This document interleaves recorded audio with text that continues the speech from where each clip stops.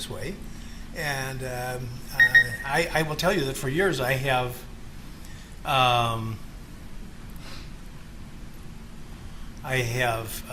taken out common elements of things and put them in separate areas of the instructions. And once they learn what the term intent to kill means, I don't have to define it every single time it comes up. And I've never gotten, even to my knowledge, there hasn't even been an appeal on it. My job here is to communicate with the jury so that they understand what the law provides, and I think that can be done better, briefly and concisely, than by repeating the same old stuff over and over again. But given the position of the parties, if that's your position, we'll do it. But to me, it's a monumental waste of time, and it may end up having a negative effect. But I'm not going to mess around with a case of this magnitude over 2 days or 2 weeks to try. So if you think that risks everything to proceed as I've suggested, then we'll go with the long forms every time. I'm gonna have to count on you to make timely objection if you feel that I'm leaving something out on a particular count, because I've prepared it in the 36 pages of instructions. I've prepared them using a brief form without, there's already plenty of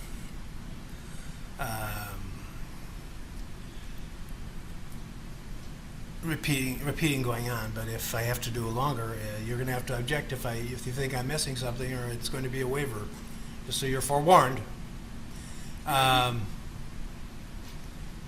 You have to make a contemporaneous objection. Is that clear? It is, sir. And All the right. only one that you don't have it in that we had talked about a little bit was count 5. You had, there's a lesser included offense of recklessly endangering safety. Oh, yeah, I'm sorry. On that one, I do think that, well, no, I didn't put it in there, although it does in the final sentence. It says they have to be satisfied beyond a reasonable doubt of that the defendant was not acting lawfully in self-defense. But I'll try to squeeze the content in there as well. And I guess I'm not sure that I agree with your statement that, well, let's take a look at it.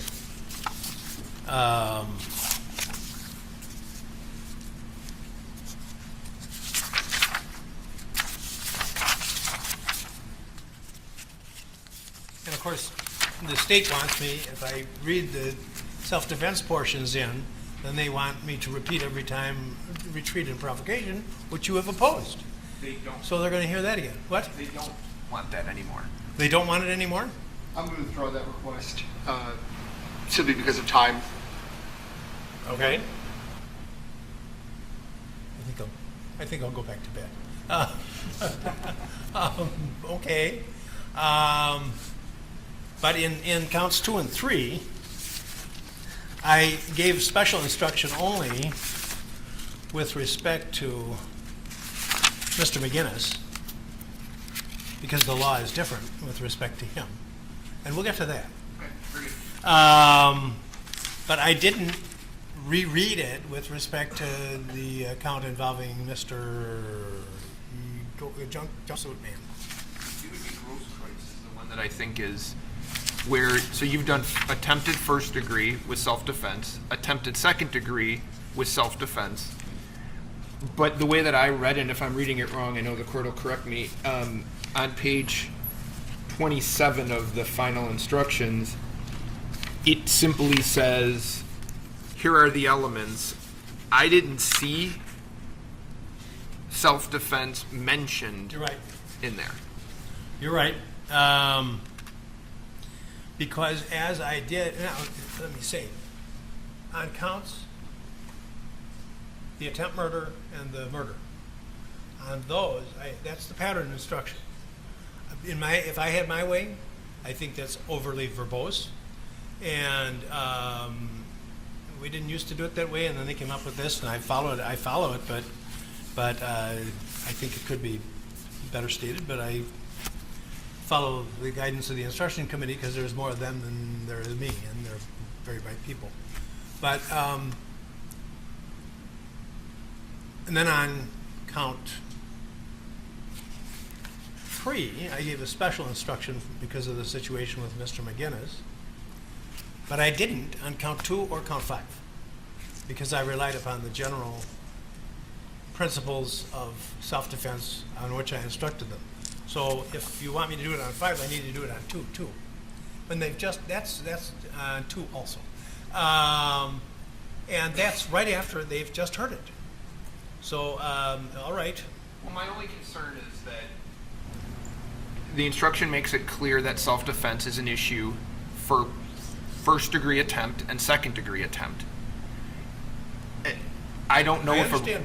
right. And So that's because that's from the pattern instruction. I understand you're thinking, well, because I didn't discuss it in the portion on reckless endangerment, that they're going to think it's not part of it. But the last sentence tells them, and if you are satisfied beyond a reasonable doubt that the defendant's conduct was not privileged under the law of self-defense, you should find the defendant guilty. Did you see that under the recklessly endangering safety one, Your Honor? Is that what I'm just making? Is that what you're telling me? That's on the, yeah, that's on, excuse me, I'm reading the 4th count here. Let's see, let's have a look at what I said on 5.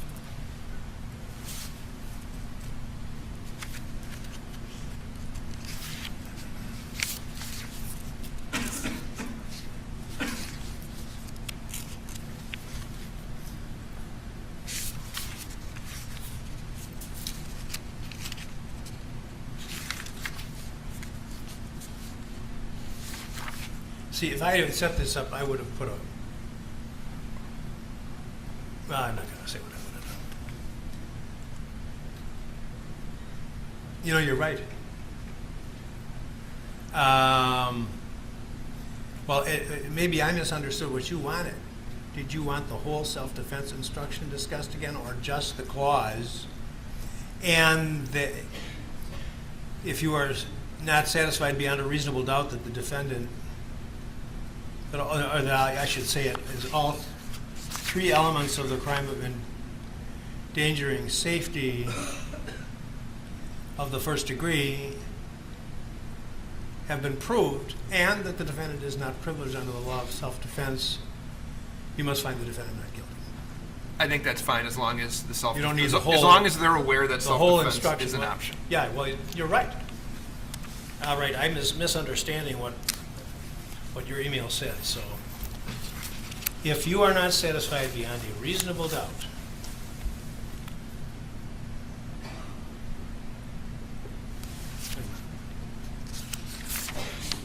well, there's more missing there than that. You know that? There's not the clause about if you are satisfied.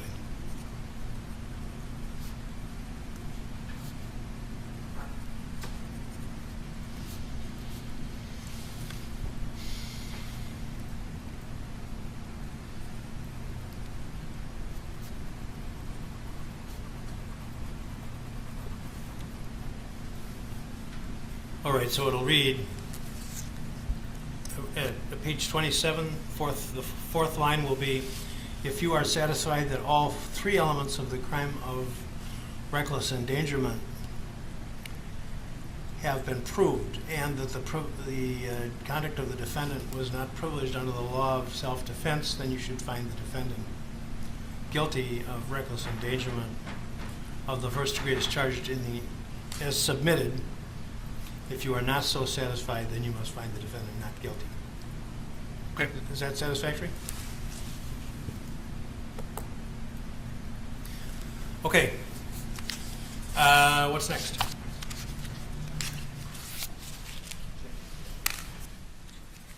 I have nothing else on the instructions. Defense? So, Judge, this is more for the record. You've already made, I think, preliminarily, you had talked a little bit about the Richie McGinnis instruction. Right. Which is on page 8 and 9. Right. And the position that I had taken was one of the lines says but the defendant does not have a privilege of self-defense as to Richard McGinnis. After that, there's discussion about self-defense and what that means. On page 9, there's a sentence that says, if the defendant was acting lawfully in self-defense, his conduct did not create an unreasonable risk to another. I had told you in an email that all the parties were involved in that I thought that there was some incongruence in that in terms of how that reads. I know the court disagrees, but just for the record, I wanted to make sure that that was on there. Because I do think it's confusing. However, I know it's the pattern instruction. I know you took it from the pattern. Yeah, I'm not even going to argue with you. It is the pattern, and I'm not going to argue with you that it is confusing. But it's an accurate statement of the law. Mr. McGinnis does not have a self-defense status because the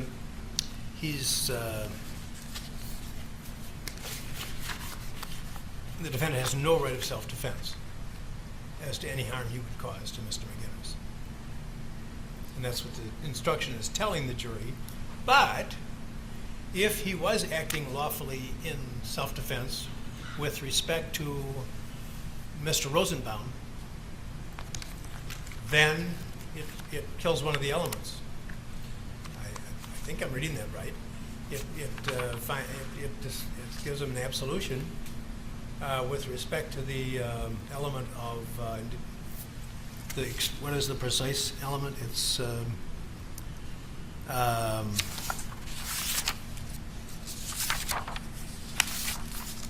Element number 2. part of element, yeah.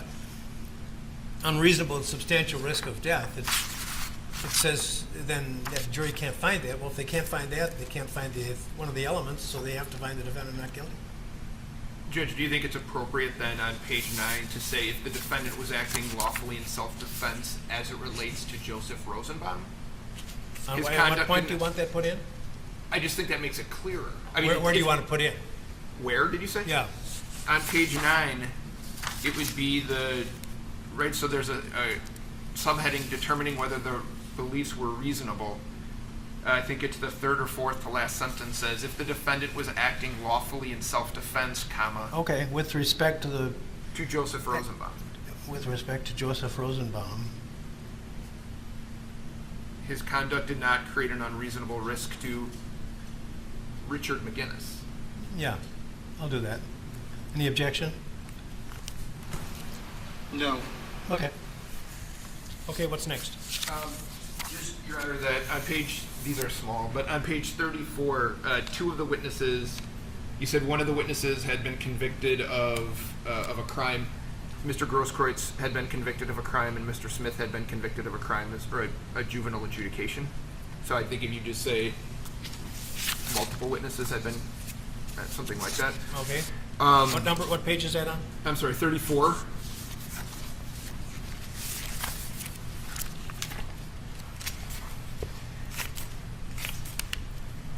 And we are asking for the cautionary. Do you want the word some instead of one? Or multiple? Yeah, some Several? is fine, How many was it? 2. that I recall. There actually were. Well, I don't think you asked Ms. Sword about hers. There was another witness with convictions, but I don't believe the question was asked. So 2. What was the answer? 2. All right, I'll put down 2 then. And then there was some conversations regarding a cautionary instruction regarding Mr. Armstrong. Yeah, and I really struggled with it. And we had proposed the instruction to the court, which I think we took off of 245 or something like that. Yeah. So we are asking, based on his testimony, that the court instruct with that modified 245 instruction as relates to Mr. Armstrong. Did you want to be heard? Well, I would stand by what I indicated over the weekend in my email, but I believe that I'm looking up the specific instruction.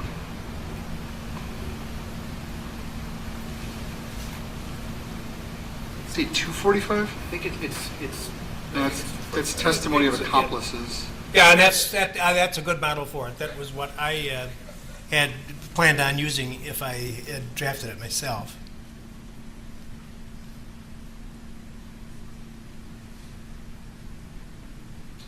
Judge, I just don't think it's necessary. The evidence was received.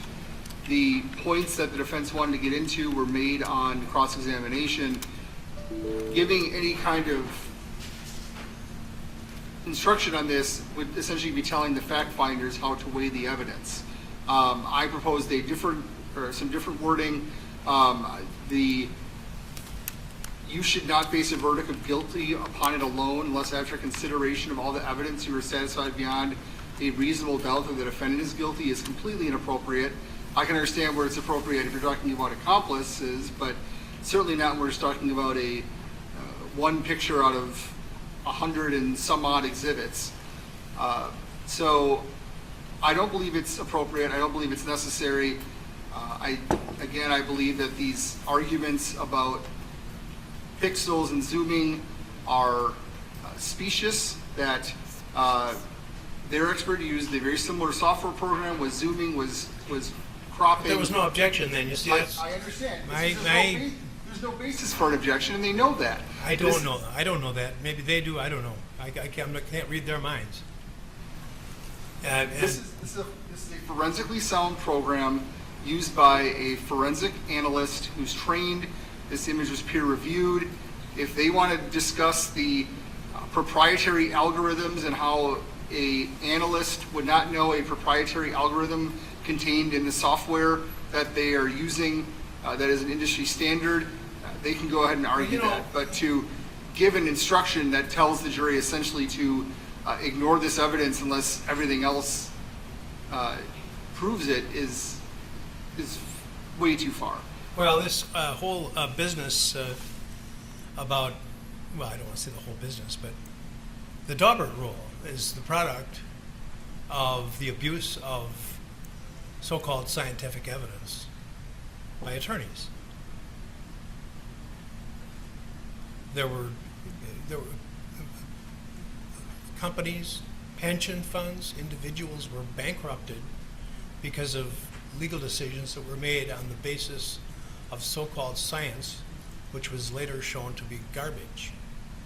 So when you come in here and you tell me, well, this is what they rely on, I think that's fine, except when my common sense tells me, well, wait a minute, what's happening here when you get an image that is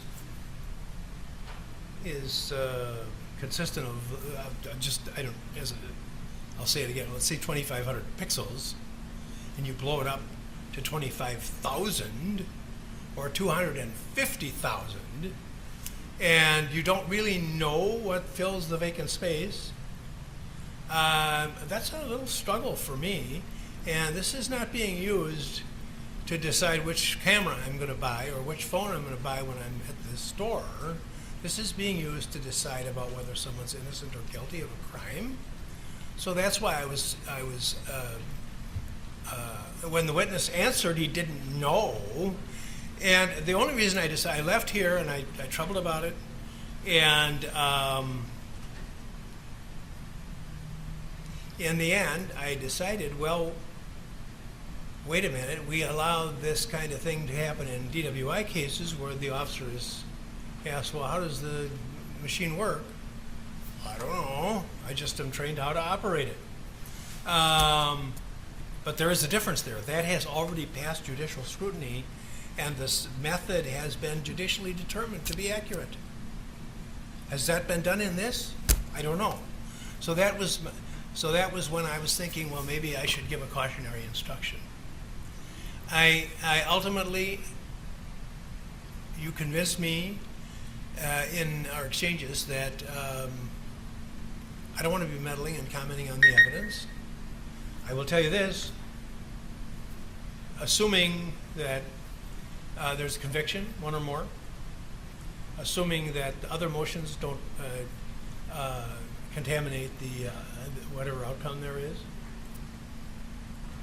if it comes out at some time that the method used produces unreliable results, this is going to fall like a house of cards. because you're basing this extremely important segment of the evidence on something that I'm really queasy about.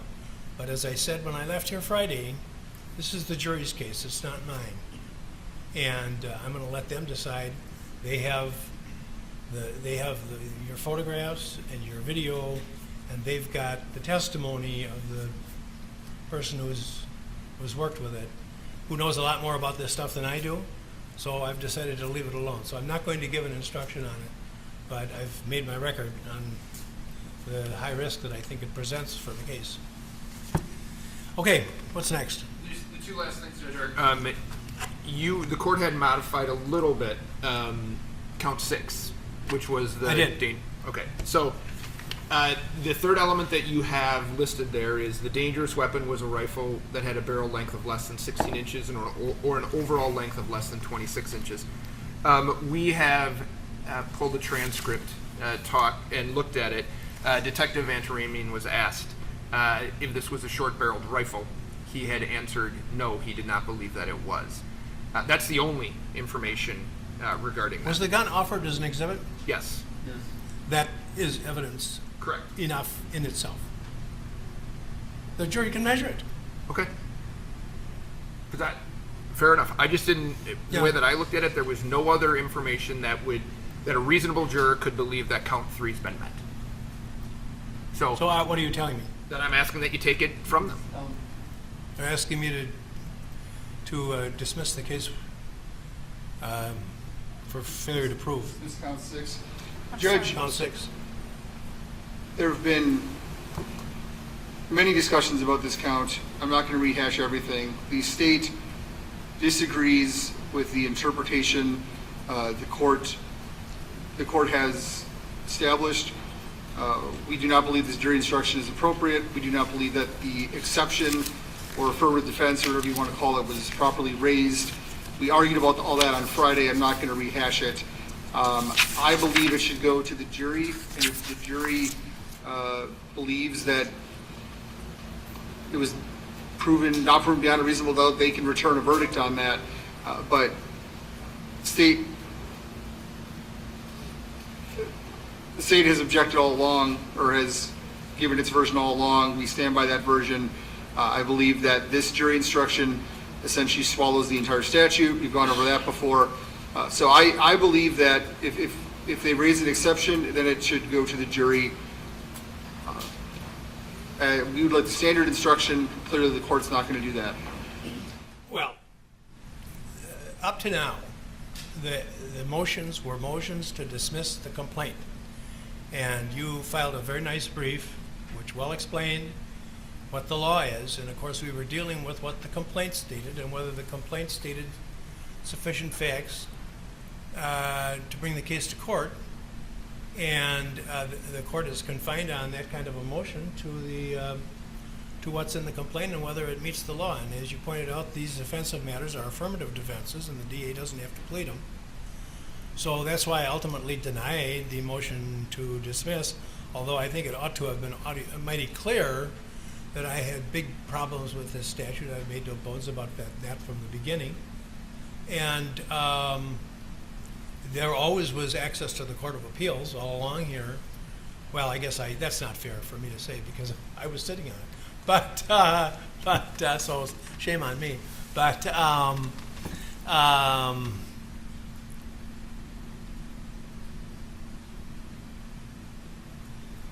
I ultimately read the statute and have, even when I ruled on the motion to dismiss, I was of the opinion that the statute was as interpreted by the defense, but there was not sufficient grounds to grant the motion to dismiss. Is the firearm here now? Yes. We can either measure it, or you can stipulate that it does not meet what I've stated are the requirements. And if it is out of compliance, if the barrel length is less than 16 inches, or an overall length less than 26 inches, then I'll deny the motion. If it does not meet those specifications, then this defense motion will be granted. We are not disputing that the barrel length is appropriate. Isn't legal? It is not a short-barreled shotgun or a short-barreled rifle, yes. Either by barrel or by overall length? Correct. All right, and then count 6 is dismissed. What's next? One other thing, Judge. I had filed on November 8th, we had addressed a motion for mistrial with prejudice. The court had taken that under advisement. What I had informed the court was, so I have filed something in writing on that. I know the court likely hasn't had an opportunity to review it. I don't know. I'm I assuming, haven't even seen it. okay, I'm assuming that we're going to go obviously through closing arguments today, but I did want to make sure the court was aware that it had been filed, and at some point have the court make a final ruling on it, just for the record. I will, Okay. if it's necessary. Okay. Came in this morning? Okay. Okay, anything else? Judge, were you ever able to get the defendant's interview link that we sent to play? The Washington Post story? I did receive that. I did receive that. It relates to the motion, that's the only reason I asked. The defense motion, it relates to that.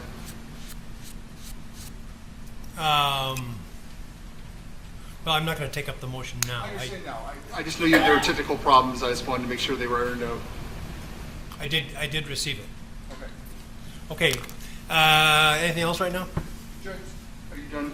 Attorney Charles? Yeah. The only thing, Judge, in our arguments, we would like to indicate that pointing a loaded AR-15 at someone without reasonable justification would be a criminal act without citing, the specific statute, but that pointing under 941.20 is a crime.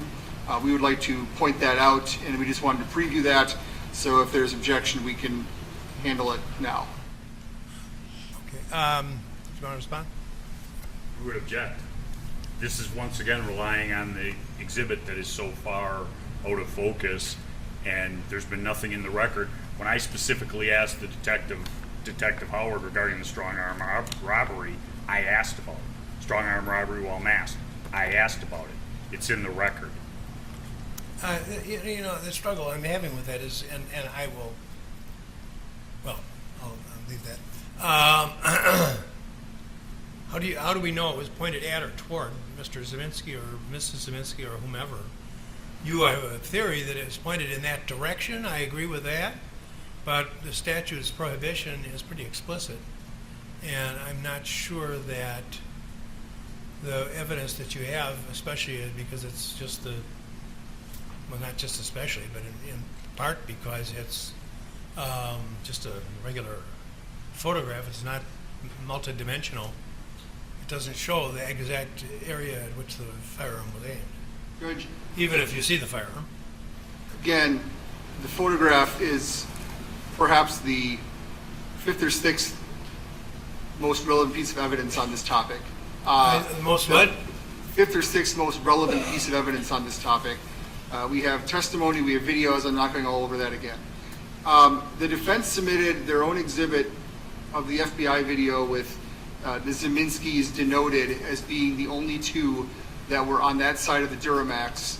Mr. Zeminski starts out by one of the windows of the Duramax, I guess it would be the rear passenger side window, and so there's no real dispute that they are in that area, and that is where we argue that he is pointing the weapon.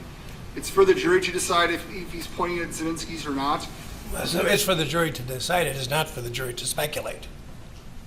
I mean, let's look at the statute. That's a good place to start.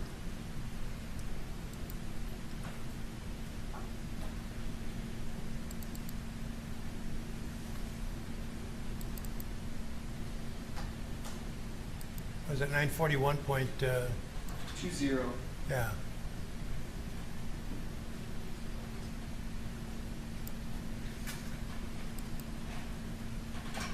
And that brings up, a separate issue, I suppose, that what is the role of Mr. Rosenbaum, assuming the defendant violated that statute? That's the very theory that the state has proceeded on in the first place, is that the defendant was a vigilante who was getting himself involved in something that was not his concern. And now you're telling me that would justify Mr. Rosenbaum's actions? I'm kind of struggling with that too. How would that justify? I mean, what does the jury do with that?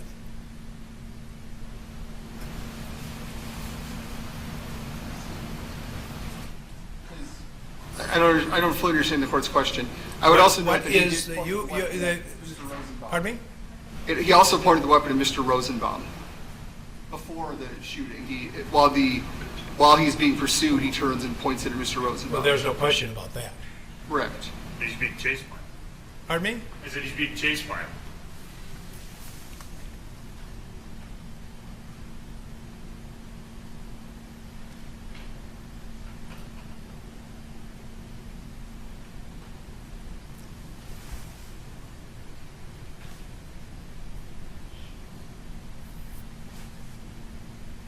Well, they've made it much more complicated. It used to be points or aims a firearm at another.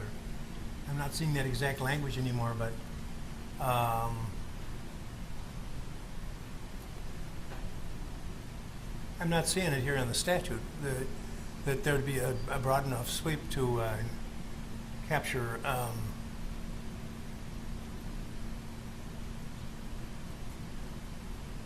some wrongfulness in just pointing the firearm towards the west without evidence that it was pointed specifically at or toward another.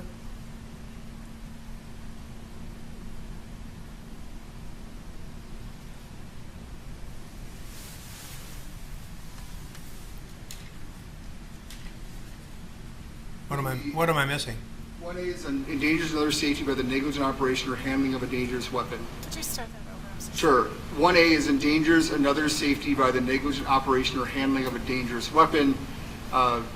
We would argue that it is. If the court feels otherwise, we just simply will talk about it and not call it a Well, crime. where was the firearm aimed? You say at the Zabinskis.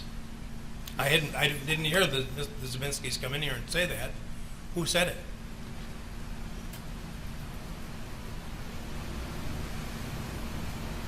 Except for looking at the video, and that's who's over there. That would be the only I beg evidence. your pardon? Looking at videos and indicating that those are the ones who are over there, that would be the only evidence. I can't say it. I'm not saying it didn't happen. I'm saying I don't think I can give an instruction to the jury telling them, something when I don't see the statutory. We're asking for instruction.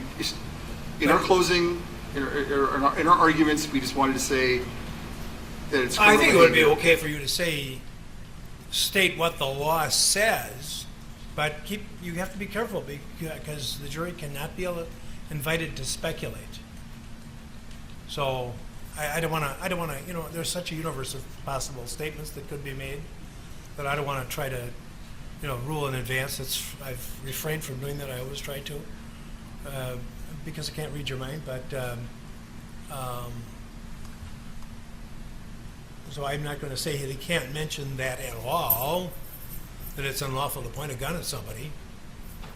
The jurors probably have a sense of that anyway. But as to what might be said, I can't tell you what's in and out of bounds. Okay, what's next? That's all we have. Okay? Ready for the jury? I'll probably take a break after these lengthy instructions. And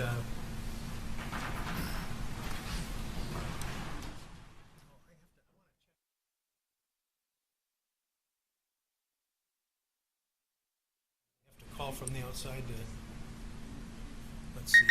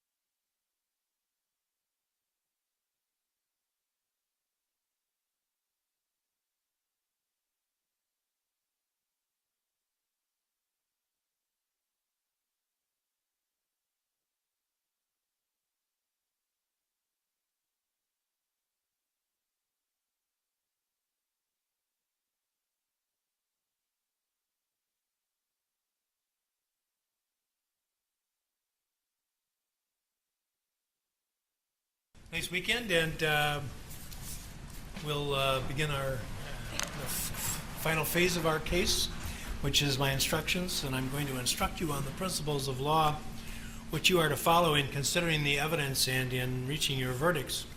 It is your duty to follow all of these instructions, regardless of any opinion that you may have about what the law is or what the law ought to be. You must base your verdict on the law as I give it to you in these instructions.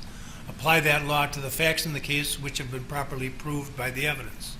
Consider only the evidence received during the trial, and the law is given to you in these instructions. And from these things alone, guided by your soundest reason and best judgment, reach your verdict. If any of you has any impression of my opinion as to the innocence or guilt of the defendant, you must disregard that impression entirely and decide this case solely as you view the evidence. You are the sole judges of the facts, and I am the judge of the law only. Keep in mind that the information is nothing more than a written formal accusation against the defendant, accusing him of the commission of crimes.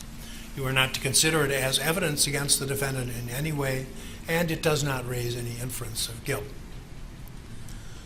The information contains 6 counts of charged unlawful behavior against the defendant, and to each of these he has entered a plea of not guilty, which is a demand that the state prove every element of each crime beyond a reasonable doubt. Self-defense is an issue in this case. As to each of counts 1 through 5, and I might interject here, count 6 is no longer part of your consideration. That was the firearm charge. So that will not be something that you will need to address. You'll need to address only the first 5 counts. Self-defense is an issue in this case. As to each of counts 1 through 5, the state must prove by evidence which satisfies you beyond a reasonable doubt that the defendant did not act lawfully in self-defense. The law of self-defense allows the defendant to threaten or intentionally use force against another only if he believed that there was an actual or imminent unlawful interference with his own person, and he believed that the amount of force which he used or threatened to use was necessary to prevent or terminate the interference, and his beliefs were reasonable. The defendant may intentionally use force which is intended or likely to cause death or great bodily harm only if he reasonably believed that the force used was necessary to prevent imminent death or great bodily harm to his own person. A belief may be reasonable, even though it is mistaken. In determining whether the defendant's beliefs were reasonable, the standard is what a person of ordinary intelligence and prudence would have believed in the defendant's position under the circumstances that existed at the time of the alleged offenses. The reasonableness of the defendant's beliefs must be determined from the standpoint of the defendant at the time of the defendant's acts, and not from the standpoint of the jury now. There is no duty to retreat. However, in determining whether the defendant reasonably believed the amount of force used was necessary to prevent or terminate the interference, you may consider whether the defendant had the opportunity to retreat with safety, whether such retreat was feasible, and whether the defendant knew of the opportunity to retreat. You should also consider whether the defendant provoked the attack. A person who engages in unlawful conduct of a type likely to provoke others to attack, and who does provoke an attack, is not allowed to use or threaten force in self-defense against that attack. However, if the attack which follows causes the person reasonably to believe that he is in imminent danger of death or great bodily harm, he may lawfully act in self-defense. But the person may not use or threaten force intended or likely to cause death unless he reasonably believes that he has exhausted every other reasonable means to escape from or otherwise avoid death or great bodily harm.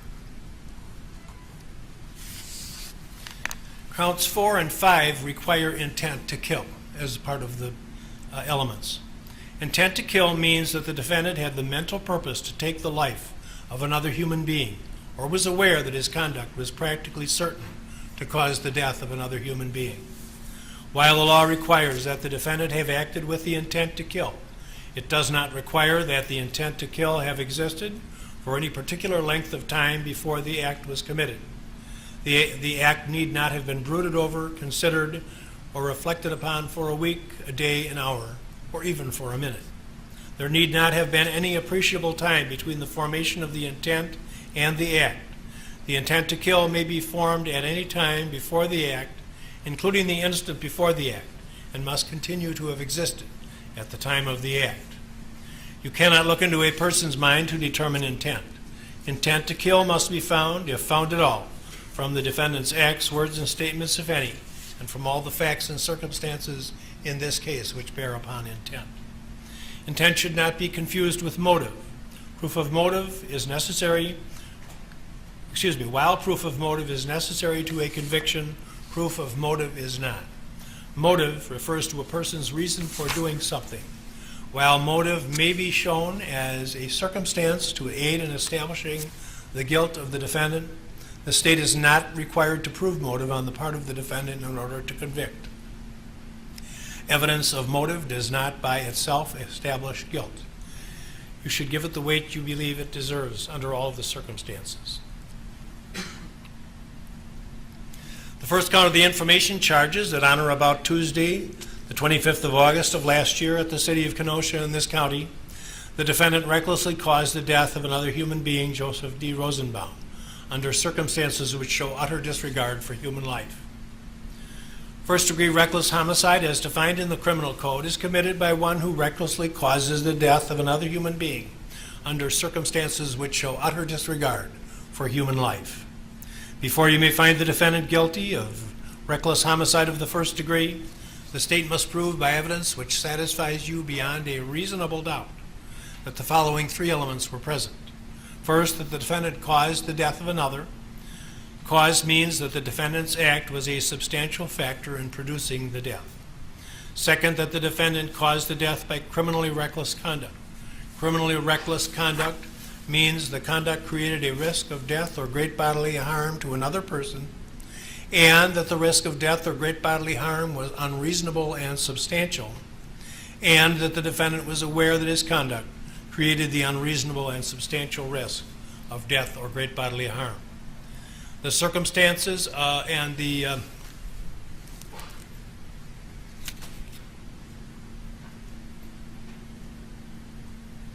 circumstances of the defendant's conduct showed utter disregard for human life. In determining whether the circumstances of the conduct showed utter disregard for human life, you should consider these factors: what the defendant was doing, why he was engaged in that conduct, how dangerous the conduct was, how obvious was the danger, whether the conduct showed any regard for human life, and all other facts and circumstances relating to the conduct. If, as to the first count, you are satisfied beyond a reasonable doubt that both elements of this crime have been proved, and that the defendant was not acting lawfully in self-defense, as I have instructed you on the law of self-defense, then you should find the defendant guilty of reckless homicide of the first degree as charged in the information. If you are not so satisfied, then you must find the defendant not guilty on this count. Counts 2 and 3 of the information accuse the defendant of the crimes of recklessly endangering safety. Although the elements of each of these charges are identical, the rules of self-defense which apply to them are not.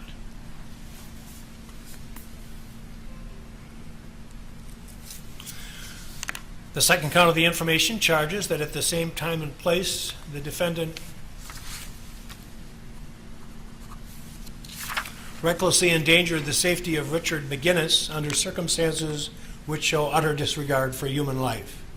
The third count of the information charges that at the same time and place, the defendant recklessly endangered the safety of an unknown male under circumstances which show utter disregard for human life. First-degree reckless endangerment, as defined in the criminal code, is committed by one who recklessly endangers the safety of another human being under circumstances which show utter disregard for human life. Before you may find the defendant guilty of reckless endangerment of the first degree, the state must prove by evidence which satisfies you beyond a reasonable doubt that the following three elements were present.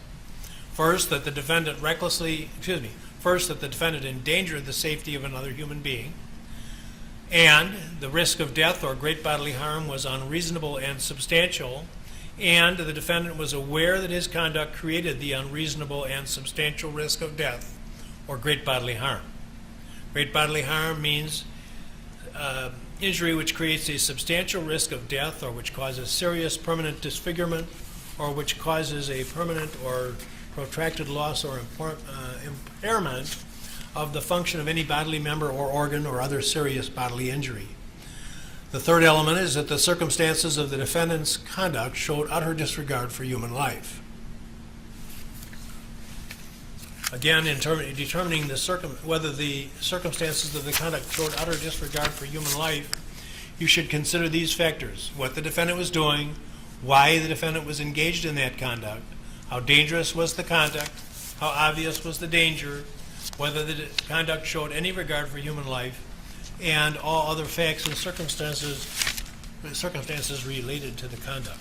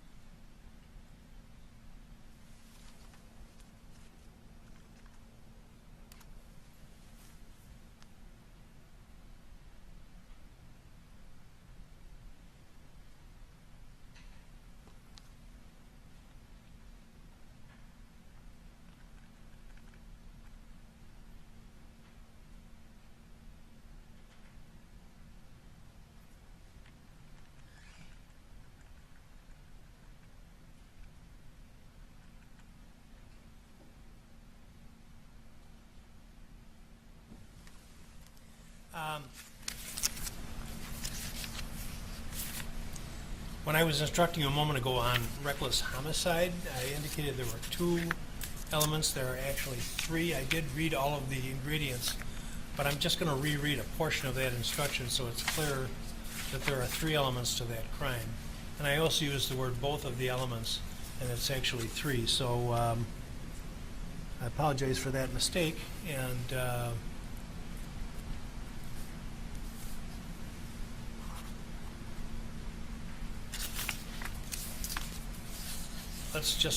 we'll stop with the reckless endangerment for a moment and return to the reckless homicide. And the elements of reckless homicide are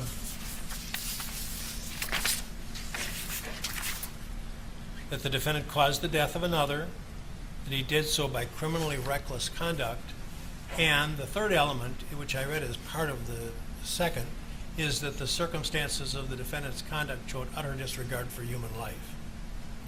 And what tipped me off is, other than causing death, the reckless endangerment, which I've been reading now, has those same three elements. So utter disregard for human life is one of the elements of both crimes. And in order to convict on the first count, you must find the presence of all three of the elements of first-degree reckless homicide, and also find beyond a reasonable doubt that the defendant was not privileged under the law of self-defense. Is that clear? Thanks. Thank you very much. Getting back to the reckless endangerment charge with respect to Mr. McGinnis, there is evidence in this case that the defendant was acting in self-defense as to Joseph Rosenbaum.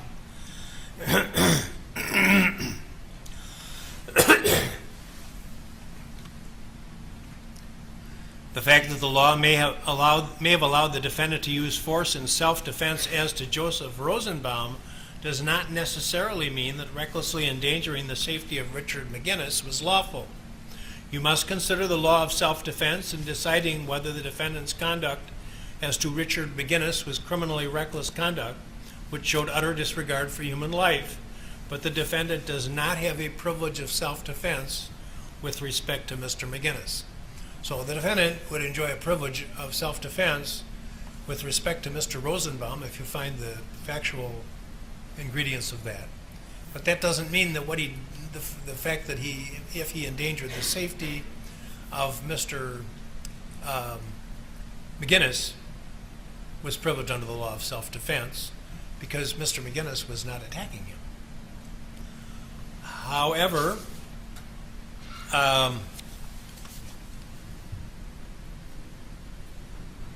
you must consider the law of self-defense in deciding whether the defendant's conduct as to Richard McGinnis was criminally reckless conduct which showed utter disregard for human life, but he does not have a privilege of self-defense as to Richard McGinnis. The law of self-defense allows the defendant to threaten or intentionally use force against another only if the defendant believed that there was an actual or imminent interference with the defendant's person, that he believed that the amount of force he used or threatened to use was necessary to prevent or terminate the interference, and that his beliefs were reasonable. The defendant may intentionally use force which is intended to or likely to cause death or great bodily harm only if the defendant reasonably believed that the force used was necessary to prevent imminent death or great bodily injury to himself. A belief may be reasonable even though mistaken. In determining whether the defendant's beliefs were reasonable, the standard is what a person of ordinary intelligence and prudence would have believed in the defendant's position under the circumstances existing at the time of the alleged offense. The reasonableness of the defendant's beliefs must be determined from the standpoint of the defendant at the time of his acts and not from the viewpoint of the jury now.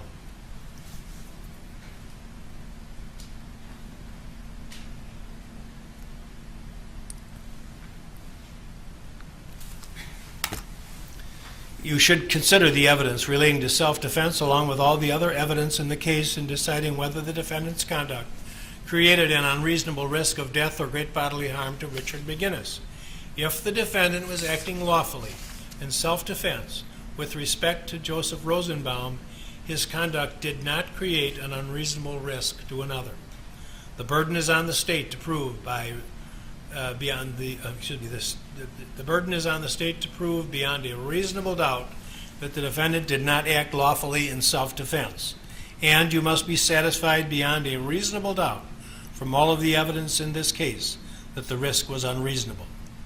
You should consider the evidence relating to self-defense in deciding whether the circumstances of the defendant's conduct showed utter disregard for human life. The burden is on the state to prove beyond a reasonable doubt that the defendant did not act lawfully in self-defense. And you must be satisfied beyond a reasonable doubt from all of the evidence in this case that the circumstances of the defendant's conduct showed utter disregard for human life. If, as to each of these counts, you are satisfied beyond a reasonable doubt that the elements have been proved and that the defendant was not acting lawfully in self-defense, you should find the defendant guilty of reckless homicide of the first degree. If you are not so satisfied, then you must find the defendant not guilty. The fourth count of the information charges that at the same time and place, the defendant caused the death of another human being, Anthony M. Huber, with intent to kill that person. This is a charge of intentional homicide of the first degree, and you must consider first whether the defendant is guilty of that offense. If you are not satisfied that the defendant is guilty of first-degree intentional homicide, you may consider whether or not the defendant is guilty of second-degree intentional homicide or first-degree reckless homicide, which are less serious degrees of criminal homicide. The crimes referred to as first and second-degree intentional homicide and first-degree reckless homicide are different degrees of homicide. Homicide is the taking of the life of another human being. The degree of homicide defined by law depends on the facts and circumstances of each particular case. While the law separates homicides into different types and degrees, there are certain elements which are common to each crime. Both intentional and reckless homicide require that the defendant have caused the death of another. First and second degree intentional homicide require the state to prove the additional fact that the defendant have acted with the intent to kill. First-degree reckless homicide requires that the defendant acted recklessly and that the circumstances of his conduct showed utter disregard for human life. It will also be important for you to consider the privilege of self-defense in deciding which crime, if any, the defendant has committed. The Criminal Code of Wisconsin provides that a person is privileged to intentionally use force against another for the purpose of preventing or terminating what he reasonably believes to be an unlawful interference with his own person by the other person. However, he may intentionally use only such force as he reasonably believes is necessary to prevent or terminate the interference. He may not intentionally use force which is intended or likely to cause death unless he reasonably believes that such force is necessary to prevent imminent death or great bodily harm to himself. As applied to this case, the effect of the law of self-defense is the defendant is not guilty of any homicide offense if the defendant reasonably believed that he was preventing or terminating an unlawful interference with his own person, or reasonably believed the force used by him, and reasonably believed that the force used by him was necessary to prevent imminent death or great bodily harm to himself. The defendant is guilty of second-degree intentional homicide if he caused the death of another human being with intent to kill and actually believed the force used was necessary to prevent imminent death or great bodily harm to himself, but the belief or the amount of force used was unreasonable. The defendant is guilty of first-degree intentional homicide if he intended to cause the death of another with the intent to kill and did not actually believe that the force used was necessary to prevent imminent death or great bodily harm to himself.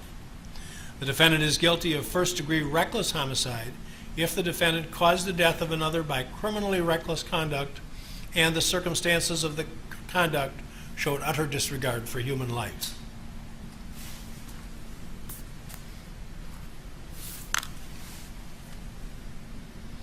You will be asked to consider the privilege of self-defense in deciding whether the elements of first-degree reckless homicide are present.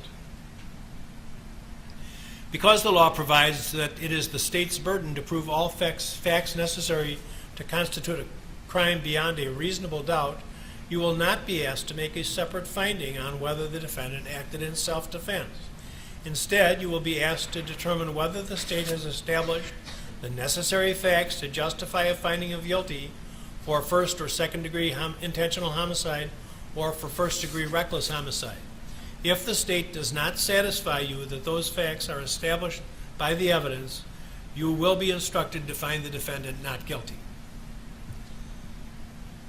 The facts necessary to constitute each crime will now be defined for you in greater detail. First degree intentional homicide is defined in the Criminal Code as committed by one who causes the death of another human being with the intent to kill that person or another. In this case, first degree intentional homicide also requires that the defendant did not actually believe the force used was necessary to prevent imminent death or great bodily harm to himself.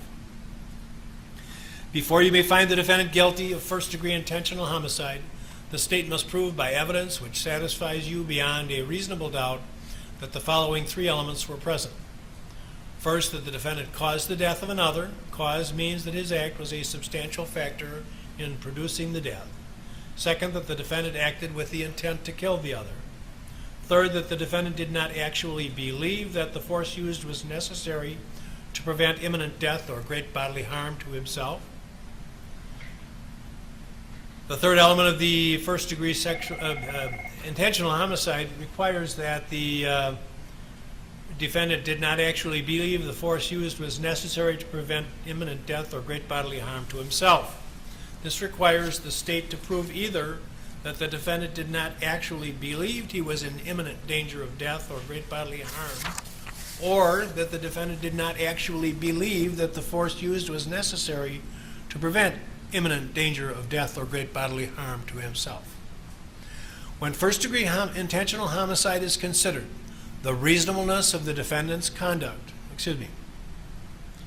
when first-degree intentional homicide is considered, the reasonableness of the defendant's belief is not an issue. You are to be concerned only with what the defendant actually believed. Whether those beliefs are reasonable is important only if you later consider whether the defendant is guilty of second-degree intentional homicide. If, as to the fourth count, you are satisfied beyond a reasonable doubt that the defendant caused the death of another with the intent to kill, this is Mr. Huber, with the intent to kill, and that the defendant did not actually believe that the force used was necessary to prevent imminent death or great bodily harm to himself, you should find the defendant guilty of first-degree intentional homicide. If you are not so satisfied, then you must not find the defendant guilty of first-degree intentional homicide and must consider whether the defendant is guilty of second-degree intentional homicide as defined in the criminal code, which is a lesser included offense of the first-degree intentional homicide. There are hierarchies of cases in the law. Typically, first degree is the highest offense. Then lesser included are crimes that are of the same nature with many common elements, but some differences. So there's a sequence of verdicts that are going to be submitted to you with respect to this count, and that's what we're going through at this time. So we'll take on now the, but let me advise you, you should make every reasonable effort to agree unanimously on the charge of intentional homicide of the first degree before considering the offense of second-degree intentional homicide. However, if after a full and complete consideration of the evidence, you conclude that further deliberation would not result in unanimous agreement on the charge of first-degree intentional homicide, you should consider whether the defendant is guilty of second-degree intentional homicide. Before you may find the defendant guilty of intentional homicide of the second degree, the state must prove, by evidence which satisfies you beyond a reasonable doubt, that the following three elements of this crime were present. First, that the defendant caused the death of another. Second, that he acted with intent to kill another human being. And third, that he did not reasonably believe that he was preventing or terminating an unlawful interference with his own person, or did not reasonably believe that the force used was necessary to prevent imminent death or great bodily harm to himself.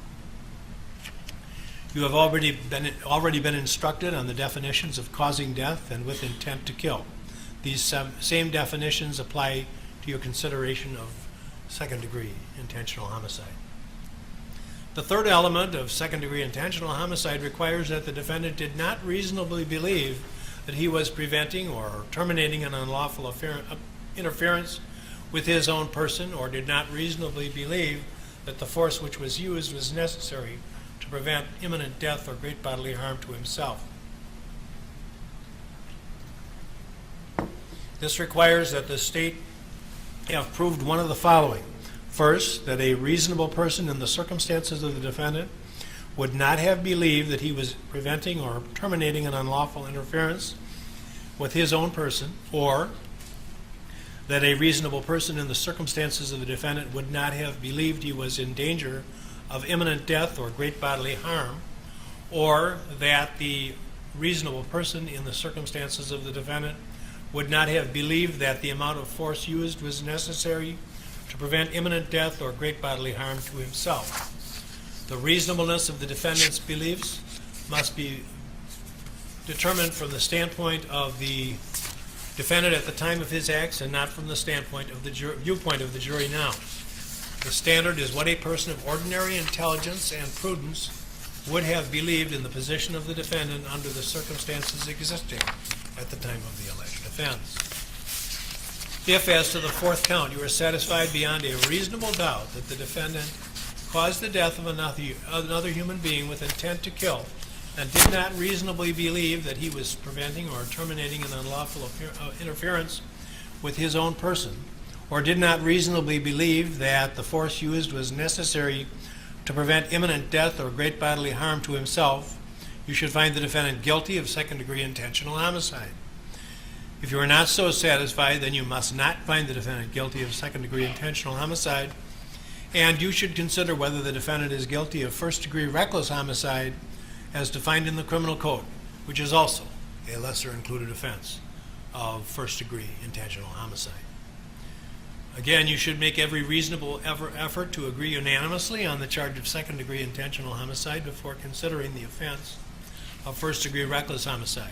However, if after a full and complete consideration of the evidence, you conclude that further deliberation would not result in unanimous agreement on the charge of second-degree intentional homicide, you should consider whether the defendant is guilty of first-degree reckless homicide, which is a crime committed by one who recklessly causes the death of another human being under circumstances which show utter disregard for human life. Before the defendant may be found guilty of reckless homicide of the first degree, the state must prove by evidence which satisfies you beyond a reasonable doubt that the following three elements were present.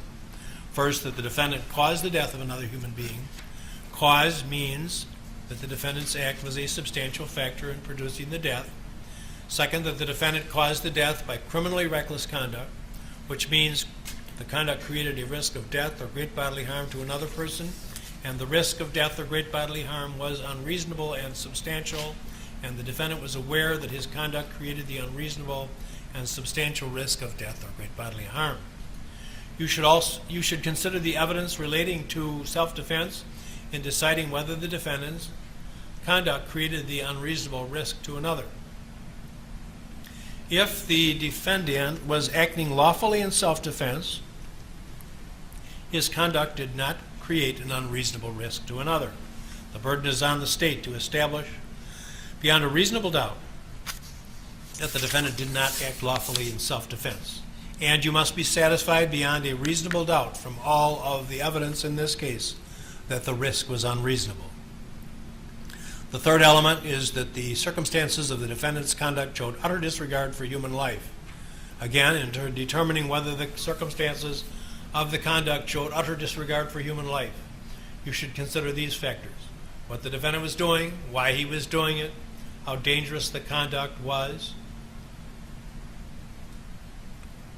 the obviousness of the danger, whether the conduct showed any regard for life, and all other facts and circumstances relating to the conduct.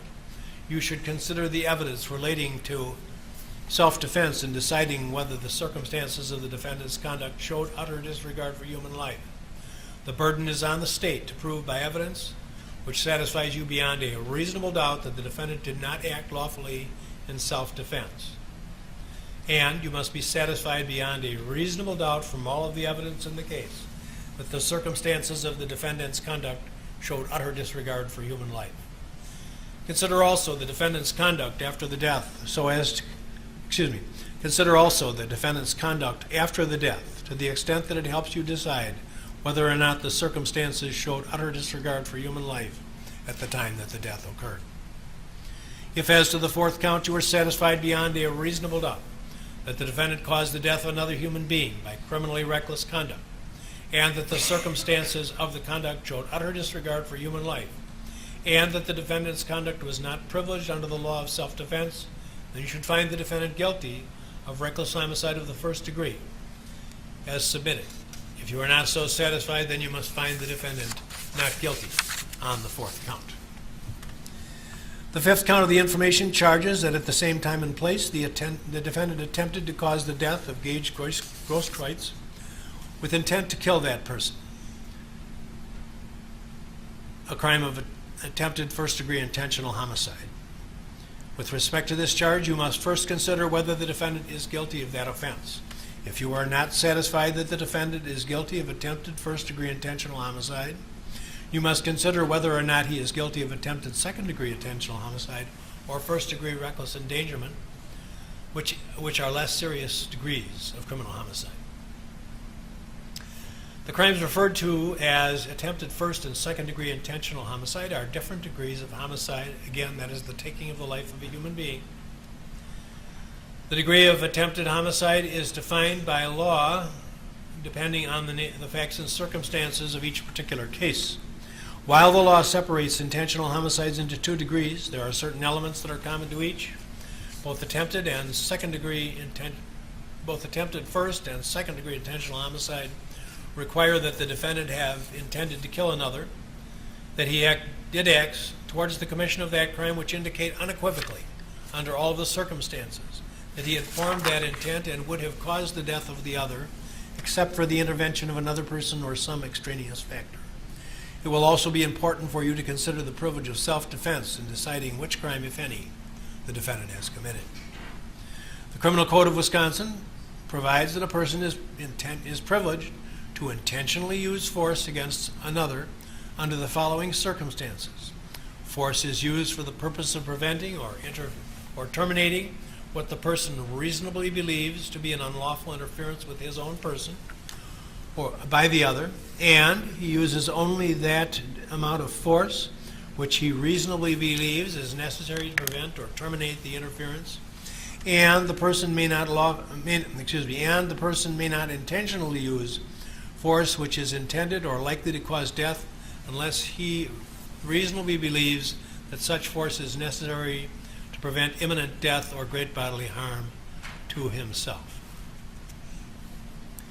If you find that the elements of attempted first or second degree intentional homicide have been proved in this case, the effect of the law of self-defense is as follows.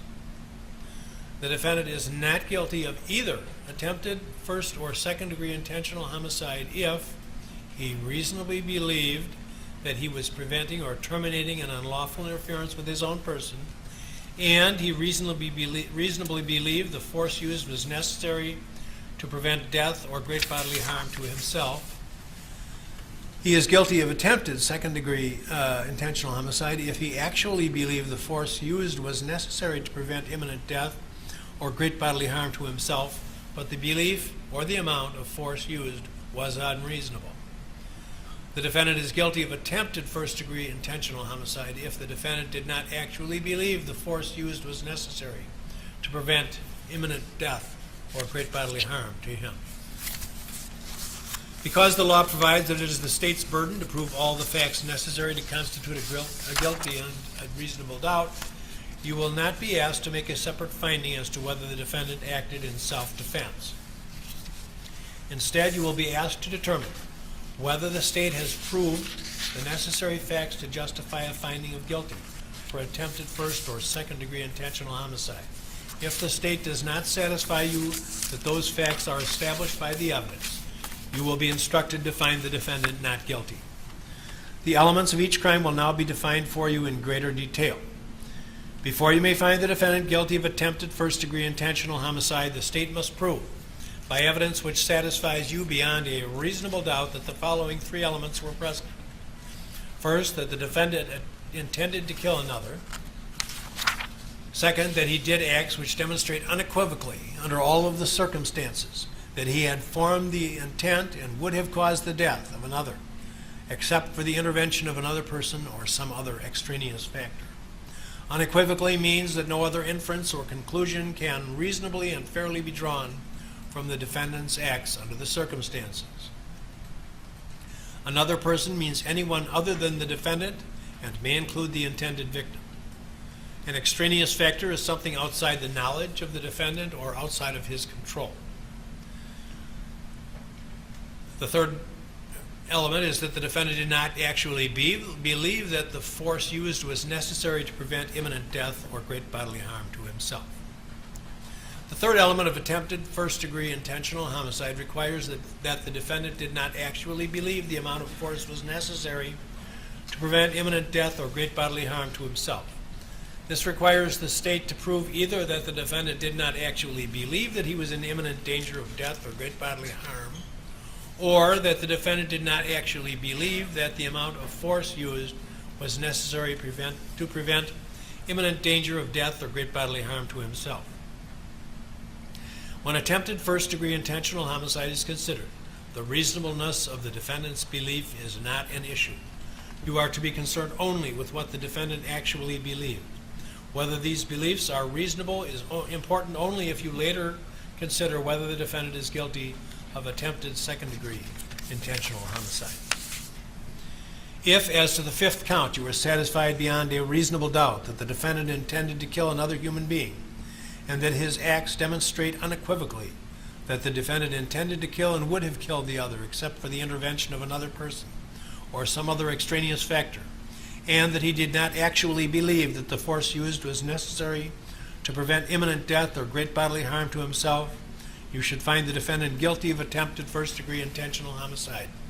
If you are not so satisfied, then you must find the defendant not guilty of attempted first-degree intentional homicide, and must consider whether the defendant is guilty of attempted second-degree homicide, intentional, which is a lesser included offense of intentional homicide of the first degree. Again, you should make every reasonable effort to agree unanimously on the charge of attempted first-degree intentional homicide before considering the offense of attempted second-degree intentional homicide. However, if after a full and complete consideration of the evidence, you conclude that further deliberation would not result in a unanimous agreement on the charge of attempted first-degree intentional homicide, you should consider whether the defendant is guilty of attempted second-degree intentional homicide. Before you may find the defendant guilty of second-degree intentional homicide, the state must prove by evidence which satisfies you beyond a reasonable doubt that the following three elements were present. First, that the defendant intended to kill another. Second, that he did acts which demonstrate unequivocally, under all of the circumstances, that he had formed that intent and would have caused the death of another human being, except for the intervention of another person or some other extraneous factor. The third element is that the defendant did not reasonably believe that he was preventing or terminating an unlawful interference with his own person, or did not reasonably believe that the force used was necessary to prevent imminent death or great bodily harm to himself. You have already been instructed on the definitions of intent to kill, unequivocally, another person, and extraneous factor. The same definitions apply to your consideration of attempted second-degree intentional homicide. The third element of attempted second-degree intentional homicide requires that the defendant did not reasonably believe that he was preventing or terminating an unlawful interference with his own person, or did not reasonably believe that the force used was necessary to prevent imminent death or great bodily harm to himself. This requires that the state have proved any one of the following. First, that the reasonable person in the circumstances of the defendant would not have believed that he was preventing or terminating an unlawful interference with his own person, or that a reasonable person in the circumstances of the defendant would not have believed that he was in danger of imminent death or great bodily harm, or that a reasonable person in the circumstances of the defendant would not have believed that the amount of force used was necessary to prevent imminent death or great bodily harm to himself. The reasonableness of the defendant's belief must be determined from the standpoint of the defendant at the time of his acts and not from the viewpoint of the jury now. The standard is what a person of ordinary intelligence and prudence would have believed in the position of the defendant under the circumstances existing at the time of the alleged conduct. If as to the fifth count you are satisfied beyond a reasonable doubt that the defendant intended to kill, and that the defendant's acts demonstrated unequivocally that the defendant intended to kill and would have killed another, except for the intervention of another person or some other extraneous factor, and that the defendant did not reasonably believe that he was preventing or terminating an unlawful interference with his own person, or did not reasonably believe that the force used was necessary to prevent imminent death or great bodily harm to himself, you should find the defendant guilty of attempted second-degree intentional homicide. If you are not so satisfied beyond a reasonable doubt that the defendant is guilty of attempted first or second-degree intentional homicide, you must determine whether the defendant is guilty of the lesser included offense of first-degree recklessly endangering safety, as defined in the criminal code, which is a lesser included offense of attempted first and second-degree intentional homicide. First-degree recklessly endangering safety, as defined in the criminal code, is committed by one who recklessly endangers the safety of another human being under circumstances which show utter disregard for human life. Before you may find the defendant guilty of first-degree reckless endangerment, the state must prove by evidence which satisfies you beyond a reasonable doubt that the following three elements were present. First, that the defendant endangered the safety of another human being. Second, that he did so by criminally reckless conduct, which means that his conduct created a risk of death or great bodily harm to another, and that the risk of death or great bodily harm was unreasonable and substantial, and that he was aware that his conduct created the unreasonable and substantial risk of death or great bodily harm. Great bodily harm means injury which creates a substantial risk of death or which causes serious permanent disfigurement, or which causes a permanent or protracted loss or impairment of the function of any bodily member or organ or other serious bodily injury.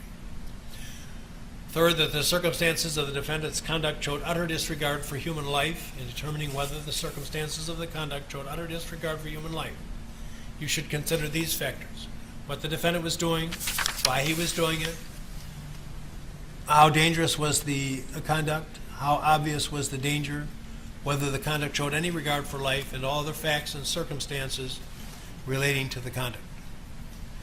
If you are satisfied that all three elements of this offense have been proved beyond a reasonable doubt, and that the state has proved beyond a reasonable doubt that the defendant was not acting lawfully in self-defense, then you should find the defendant guilty of reckless endangerment of the first degree as submitted.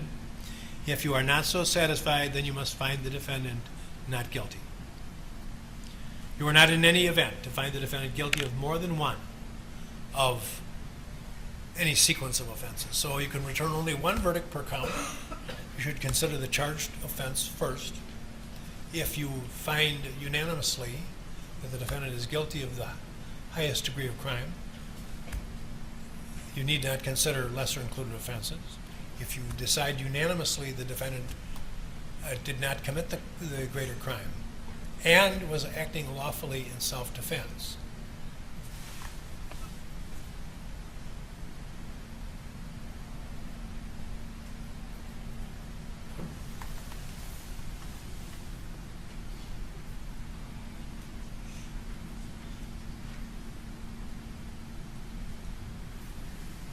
I've got myself into a mid-sentence and I don't like it.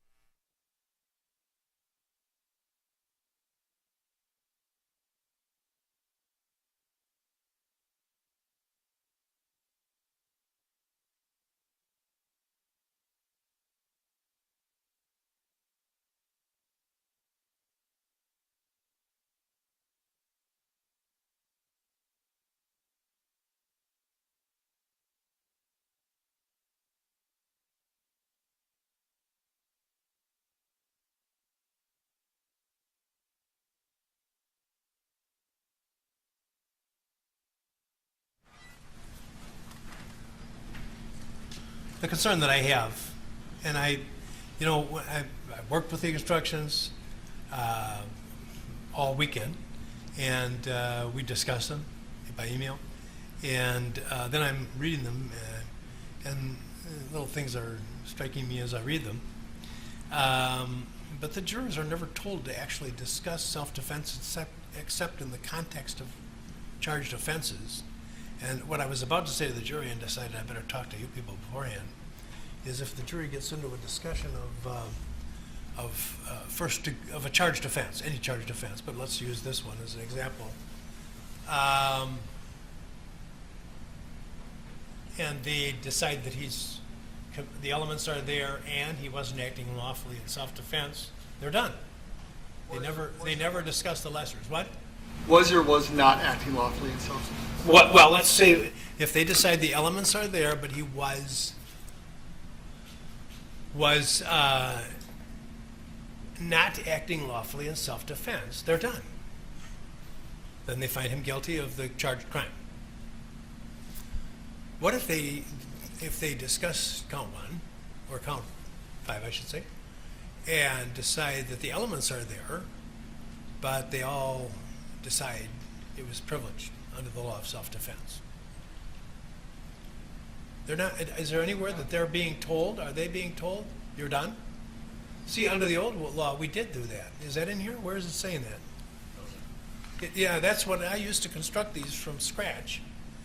And I would tell the jury, which I was just doing now, that once you have exhausted this, you're done. As opposed to having them needlessly go through these lessers if they've already concluded that. And this is a case where this could happen. I'm not saying it should or would. I'm saying it could, that they would decide, well, yeah, the elements are there, and then they make a decision. And if all of them say, well, they all vote not guilty on the basis of valid self-defense, then they really should not be considering lesser included. Am I right or wrong about that? So if they find perfect self-defense on the charged count, Yeah. they should be told. You see what this? Yeah, I'm sorry. I mean, I understand where the court's coming from. I guess they could consider the other ones in 30 seconds and just go down to be not guilty. But they're so complicated as it is. no, I understand. I feel terrible about giving this kind of stuff. It's just so. Well, anyway, see what the instruction is telling them, that kind of cryptically. It says it tells them if after a full discussion.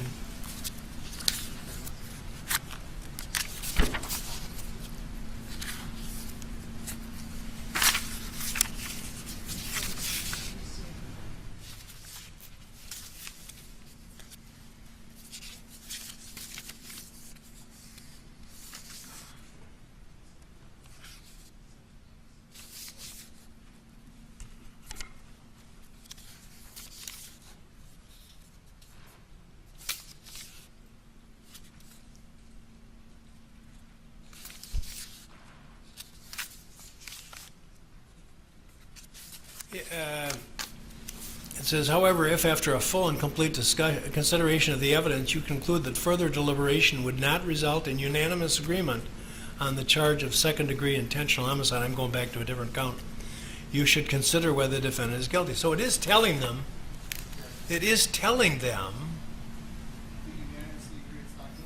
yeah, I just think it's kind of unclear. I think it's very unclear. And what you're saying is the law. They all agree that the elements are met and there's a privilege. You don't go any further.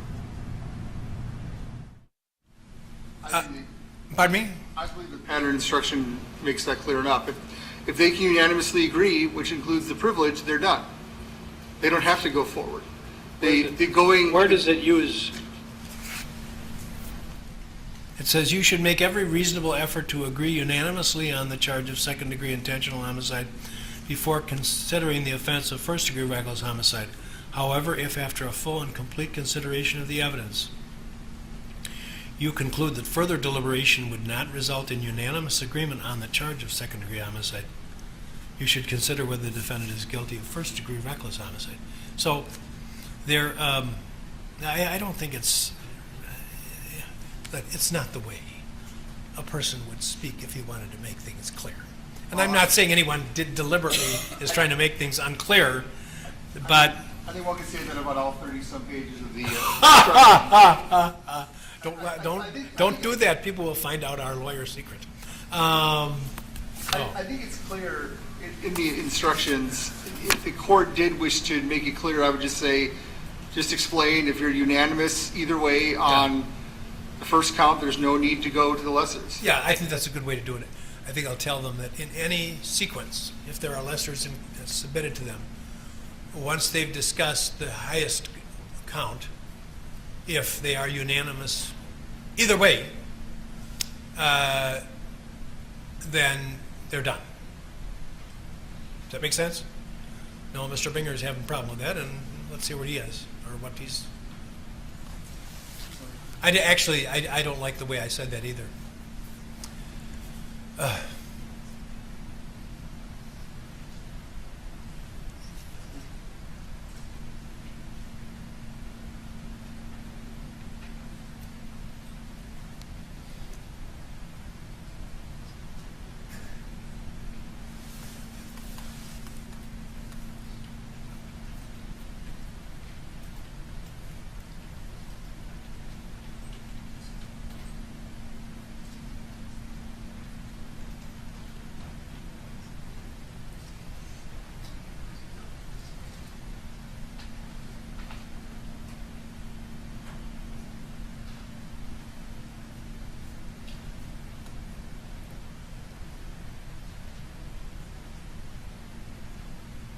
How about this? In any count where there are multiple verdicts submitted to you, if at any point in your deliberations you are unanimous either as to both the elements, the presence or absence of the elements of the crime, and the presence or absence of the right of self-defense, you need go no further. The reason I was shaking my head, Your Honor, is because, let's take Anthony Huber's counts, for example. Yeah.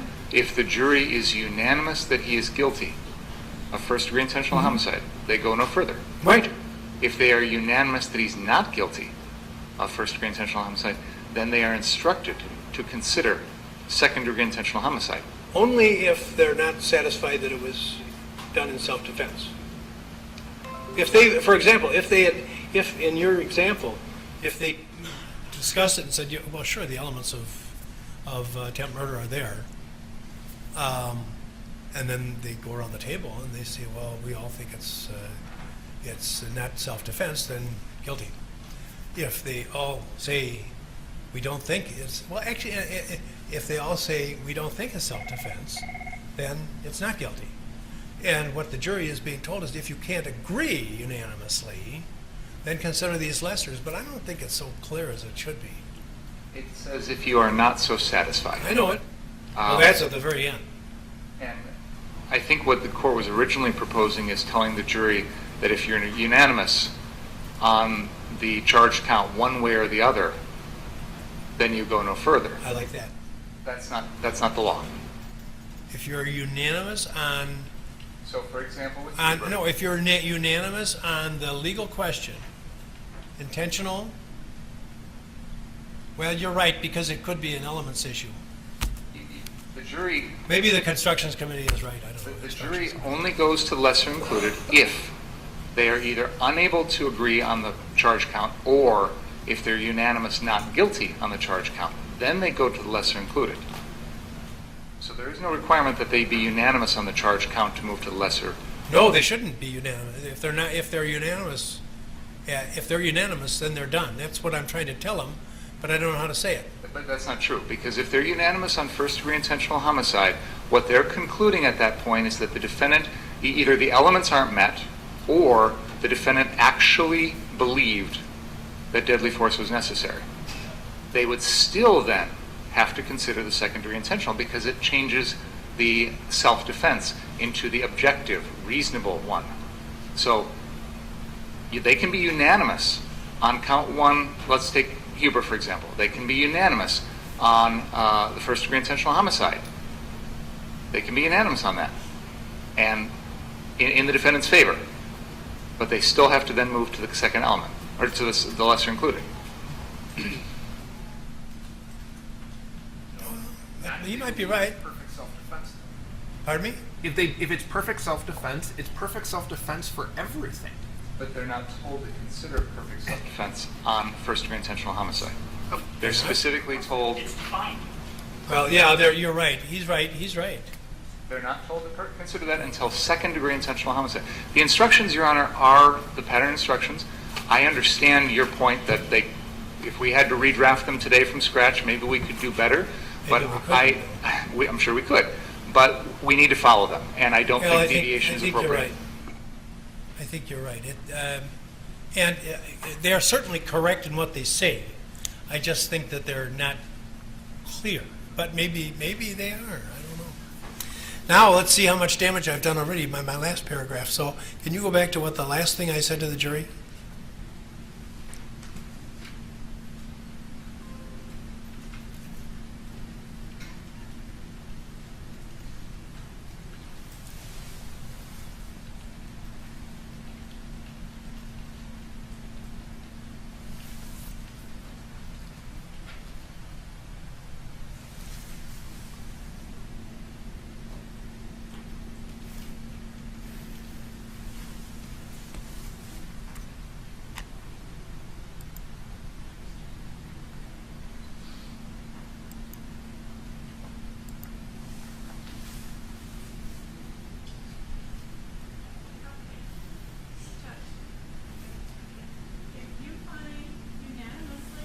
Defendant is guilty of the highest degree of crime, you need not consider lesser included offenses. If you decide unanimously the defendant did not commit the greater crime and was acting lawfully in self-defense, and then that's when you stopped in mid-sentence. So the first part was right. Did not commit the greater crime and was acting lawfully in self-defense. You know, if he was acting lawfully in self-defense, the ball game's over. Yeah. I think that's correct. Even your suggestion is seductive, Mr. Binger, but but see, they're not asked to consider that. That's where I'm having the problem. You know, and they even make reference to it. I think maybe I read in one of the comments, they talk about how we don't have, like some states do, they have a question right off the bat, was the defendant acting lawfully in self-defense? If they answer that yes, we're all done. We've got it interlaced in all these cumbersome instructions. And now, does anyone have any objection to what I've already told the jury? And tell them what? Just what we said. If you find perfect self-defense, you don't go on to the next count. It's over. I understand what the term perfect self-defense means, but we haven't told the jury what that means. We're deviating from the standard instructions here, and the words perfect self-defense don't have a meaning to ordinary people, would require further definition from the court, and now we're going much further afield. I also have a problem with the wording of, if you find the defendant is justified in his self-defense, because we've instructed them on his own subjective self-defense belief, which is a defense to the first-degree intentional homicide, and then we've given him the instruction on what the law considers to be objective self-defense is what a reasonable person would think.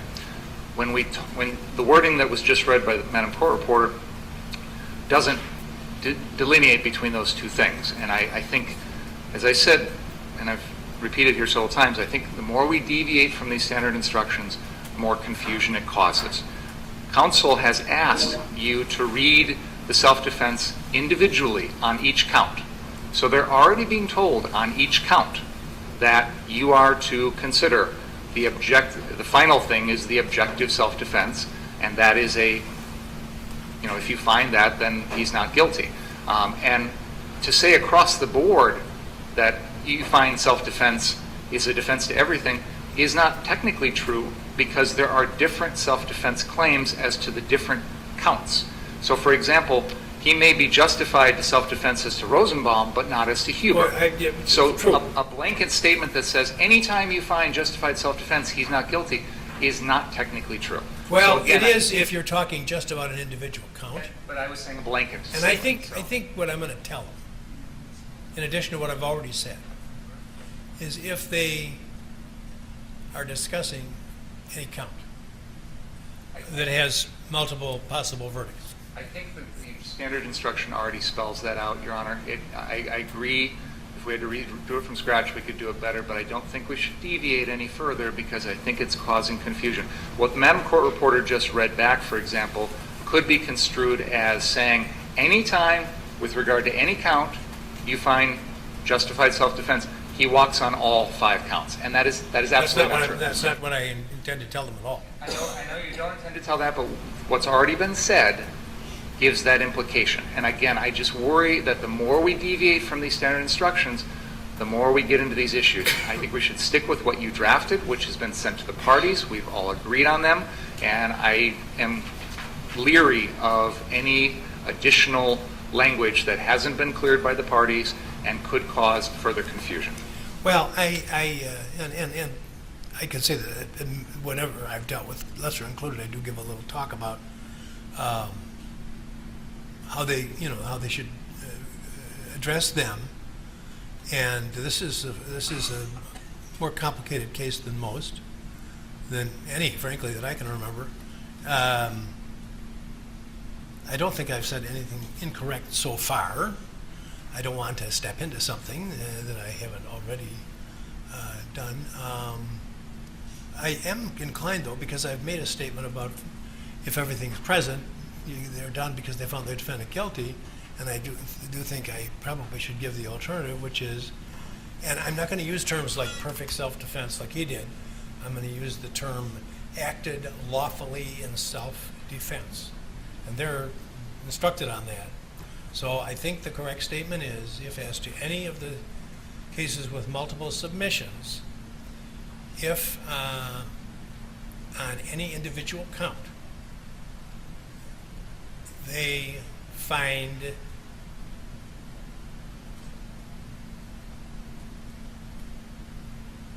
in their consideration of the charged offense that the defendant acted lawfully in self-defense, they're done. Any objection? No. Okay. While we're talking about the jury instructions, it was noticed as you read them on page 10, which is count 3, it should be first-degree reckless endangerment, and it's written and you read homicide, which is not a homicide count. So On page 10, top page 10 on count, still at the end of count 3, it says you should find the defendant guilty of first-degree you're right. homicide. You're right. It is in there as homicide. We didn't catch that last night when we talked about them. I sent you 3 drafts. But you know what? Should I just leave that alone? They'll know that. I'll change it in the printed copy. Okay, thanks. Are you anticipating closings before lunch now? It's after 11. How long are you going to talk in your first sequence? I'm going to try and limit myself to 2 hours. Are you troubled by taking a break in the middle of your presentation? Well, let's just kind of plan on around noon, because the lunch has already been ordered, so, and I'm not going to comment on the lunch.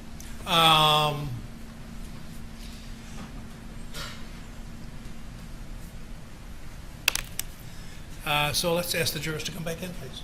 So I'll take a break why don't you, around, whenever you're comfortable, around noon, just ask for the break. Yeah, well, when he's the commander of the, I don't want to interrupt him at a time he doesn't want to be. Did you get my eye up? I did.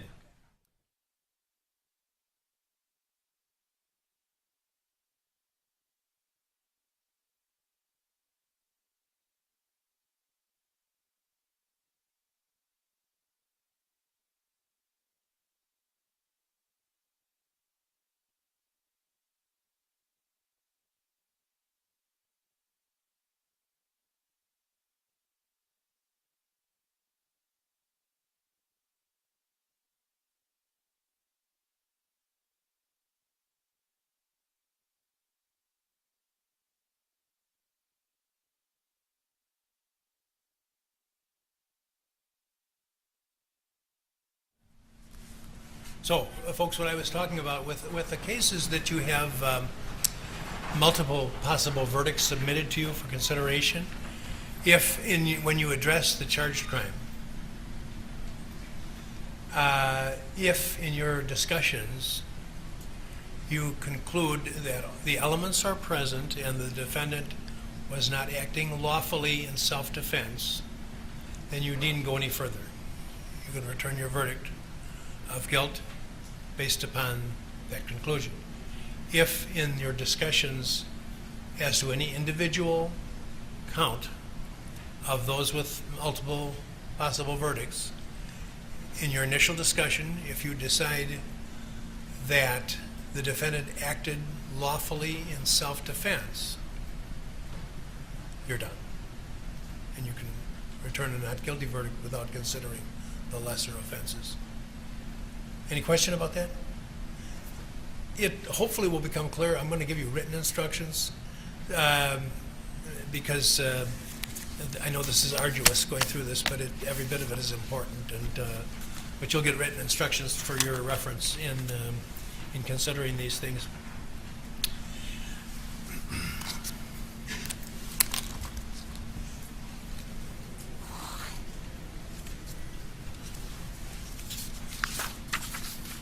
Counts 1 through 5, that's all the counts now, each contain the guilty verdicts of any submitted offense, contain a question based upon the allegation of the information that the defendant committed the crime while using a dangerous weapon. If you find the defendant guilty on any of the counts, you must answer the following question. Did the defendant commit the crime while using a dangerous weapon? Dangerous weapon means any firearm, whether loaded or unloaded. A firearm is a weapon which acts by the force of gunpowder. Before you may find answer the question yes, you must be satisfied beyond a reasonable doubt that the defendant committed the crime while using a dangerous weapon. If you are not so satisfied, then the question must be answered no. In reaching your evidence, examine the evidence. In reaching your verdict, examine the evidence with the utmost care and caution. Act with judgment, reason, and prudence. The defendant is not required to prove his innocence. The law presumes every person charged with the commission of a crime to be innocent, and this presumption requires a finding of not guilty, unless in your deliberations you find that it is overcome by evidence which satisfies you beyond a reasonable doubt that the defendant is guilty. The burden of establishing every fact necessary to constitute guilt is upon the state. Before you may return a verdict of guilty, the evidence must satisfy you beyond a reasonable doubt that the defendant is guilty. If you can reconcile the evidence upon any reasonable hypothesis consistent with the innocence of the defendant, then you must do so and find him not guilty. The term reasonable doubt means a doubt based upon reason and common sense. It is a doubt for which a reason can be given, arising from a fair and rational consideration of the evidence or want of evidence. It means such a doubt as would cause a person of ordinary prudence to pause or hesitate when called upon to act in the most important affairs of life. A reasonable doubt is not a doubt which is based upon mere guesswork or speculation. A doubt which arises merely from sympathy or from fear to return a verdict of guilt is not a reasonable doubt. A reasonable doubt is not a doubt such as may be used to escape the responsibility of a decision. Examine the evidence and search for the truth, giving the defendant the benefit of every reasonable doubt. Evidence is defined first as the sworn testimony of witnesses, both on direct and cross-examination, regardless of the party who called the witness. Second, any exhibits which have been received, whether or not they accompany you to the jury room. Third, any facts which the lawyers have agreed or stipulated, or which I have directed you to find. Anything that you may have seen or heard outside the courtroom is not evidence. You are to decide the case solely on the evidence offered and received at this trial. You should disregard entirely any question to which I did not permit an answer. Do not guess what the witness's answer might have been, and if the question itself suggested that certain information might be true, ignore the suggestion and do not consider it as evidence. Attorneys for each side have the right and duty to object to what they feel are improper questions asked of witnesses, and to the receipt of other evidence which they believe is not properly admissible. You should not draw any inference or conclusions from the fact that an objection is made. By allowing testimony or other evidence to be received over objection, I did not mean to indicate any opinion as to that evidence. You jurors are the sole judges of the believability of the witnesses and of the weight of the evidence. At the beginning of the trial, I described the charges against the defendant, counts 6 and 7, which respectively charged possession of a firearm by a minor and curfew violation, have been disposed of and are no longer part of this case. The other counts remain. Do not guess about or concern yourselves with the reasons for these dispositions. It must not affect your consideration of the charges that remain. Do not consider evidence that related only to the counts which have been disposed of. During the trial, I have ordered certain testimony stricken, and you must disregard all such stricken testimony. Exhibits become evidence only when received by the court. An exhibit which was marked for identification but not received is not evidence. Is not evidence. An exhibit received is evidence whether or not it accompanies you to the jury room. Remarks of the lawyers are not evidence, and if the remarks suggest certain facts not in evidence, disregard the suggestion. You should consider carefully the closing arguments of the attorneys, but their arguments, opinions, and conclusions are not evidence. Draw your own conclusions from the evidence and decide upon your verdict upon the evidence under the instructions given you by the court. I have taken judicial notice of certain facts, and you are directed to accept them as true. The state has introduced evidence of statements which it claims were made by the defendant. It is for you to determine how much weight, if any, to give to any statement. In evaluating each statement, you must consider three things: whether the statement was actually made by the defendant. Only so much of a statement as was actually made by a person may be considered in evidence. Whether the statement was accurately restated here at the trial, whether the statement or any part of it ought to be believed. You should consider the facts and circumstances surrounding the making of each statement, along with all other evidence, in determining how much weight, if any, the statement deserves. The weight of the evidence does not depend on the number of witnesses on each side. You may find that the testimony of one witness is entitled to greater weight than that of another witness, and you may give it such weight in considering your verdicts. In weighing the evidence, you may take into account matters of your common knowledge and your observations and experiences in the affairs of life. Ordinarily, witnesses may testify only about facts. However, witnesses with specialized knowledge in particular fields may give opinions in those fields. In determining the weight that you give to these opinions, you should consider the qualifications and credibility of the expert, the facts upon which the opinions are based, and the reasons given for the opinion. Opinion evidence was received to help you reach a conclusion. However, you are not bound by any witness's opinion. It is your duty as jurists to scrutinize and weigh the testimony of the witnesses and to determine the effect of the evidence as a whole. You are the sole judges of the credibility, that is, the believability of the witnesses, and of the weight to be given to their testimony.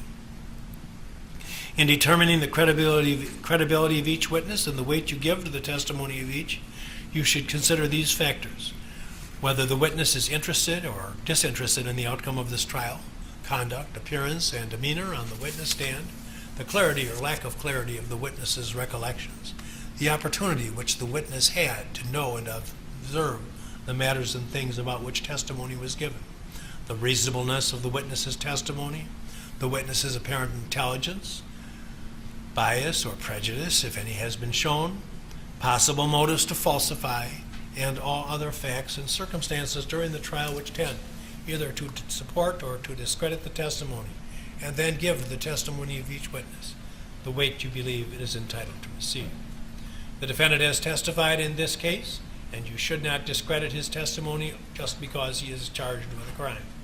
Use the same factors to determine the credibility and weight of the defendant's testimony that you use to evaluate the testimony of other witnesses. There is no magical way for you to evaluate the testimony.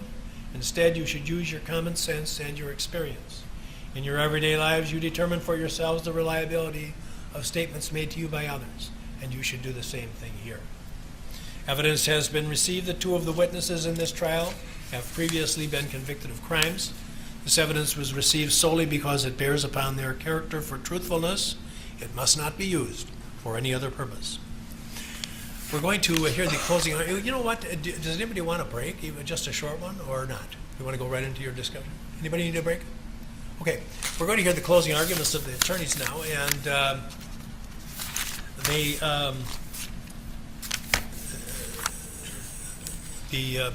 follow the classical debate format in the court. That is that the proponent of a proposition is entitled to give the first and the last argument.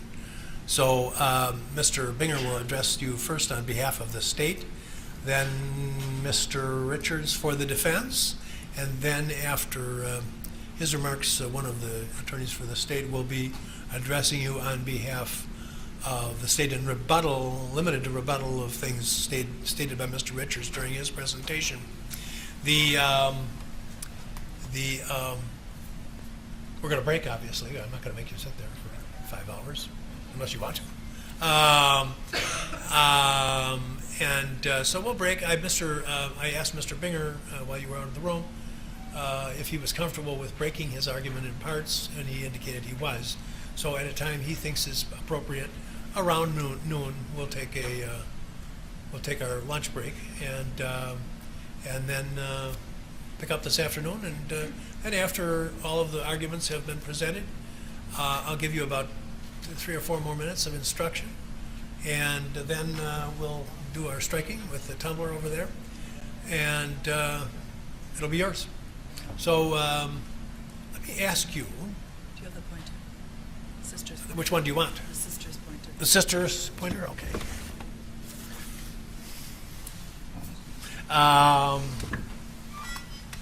We'll take a vote right now. Supposing the case arguments are finished at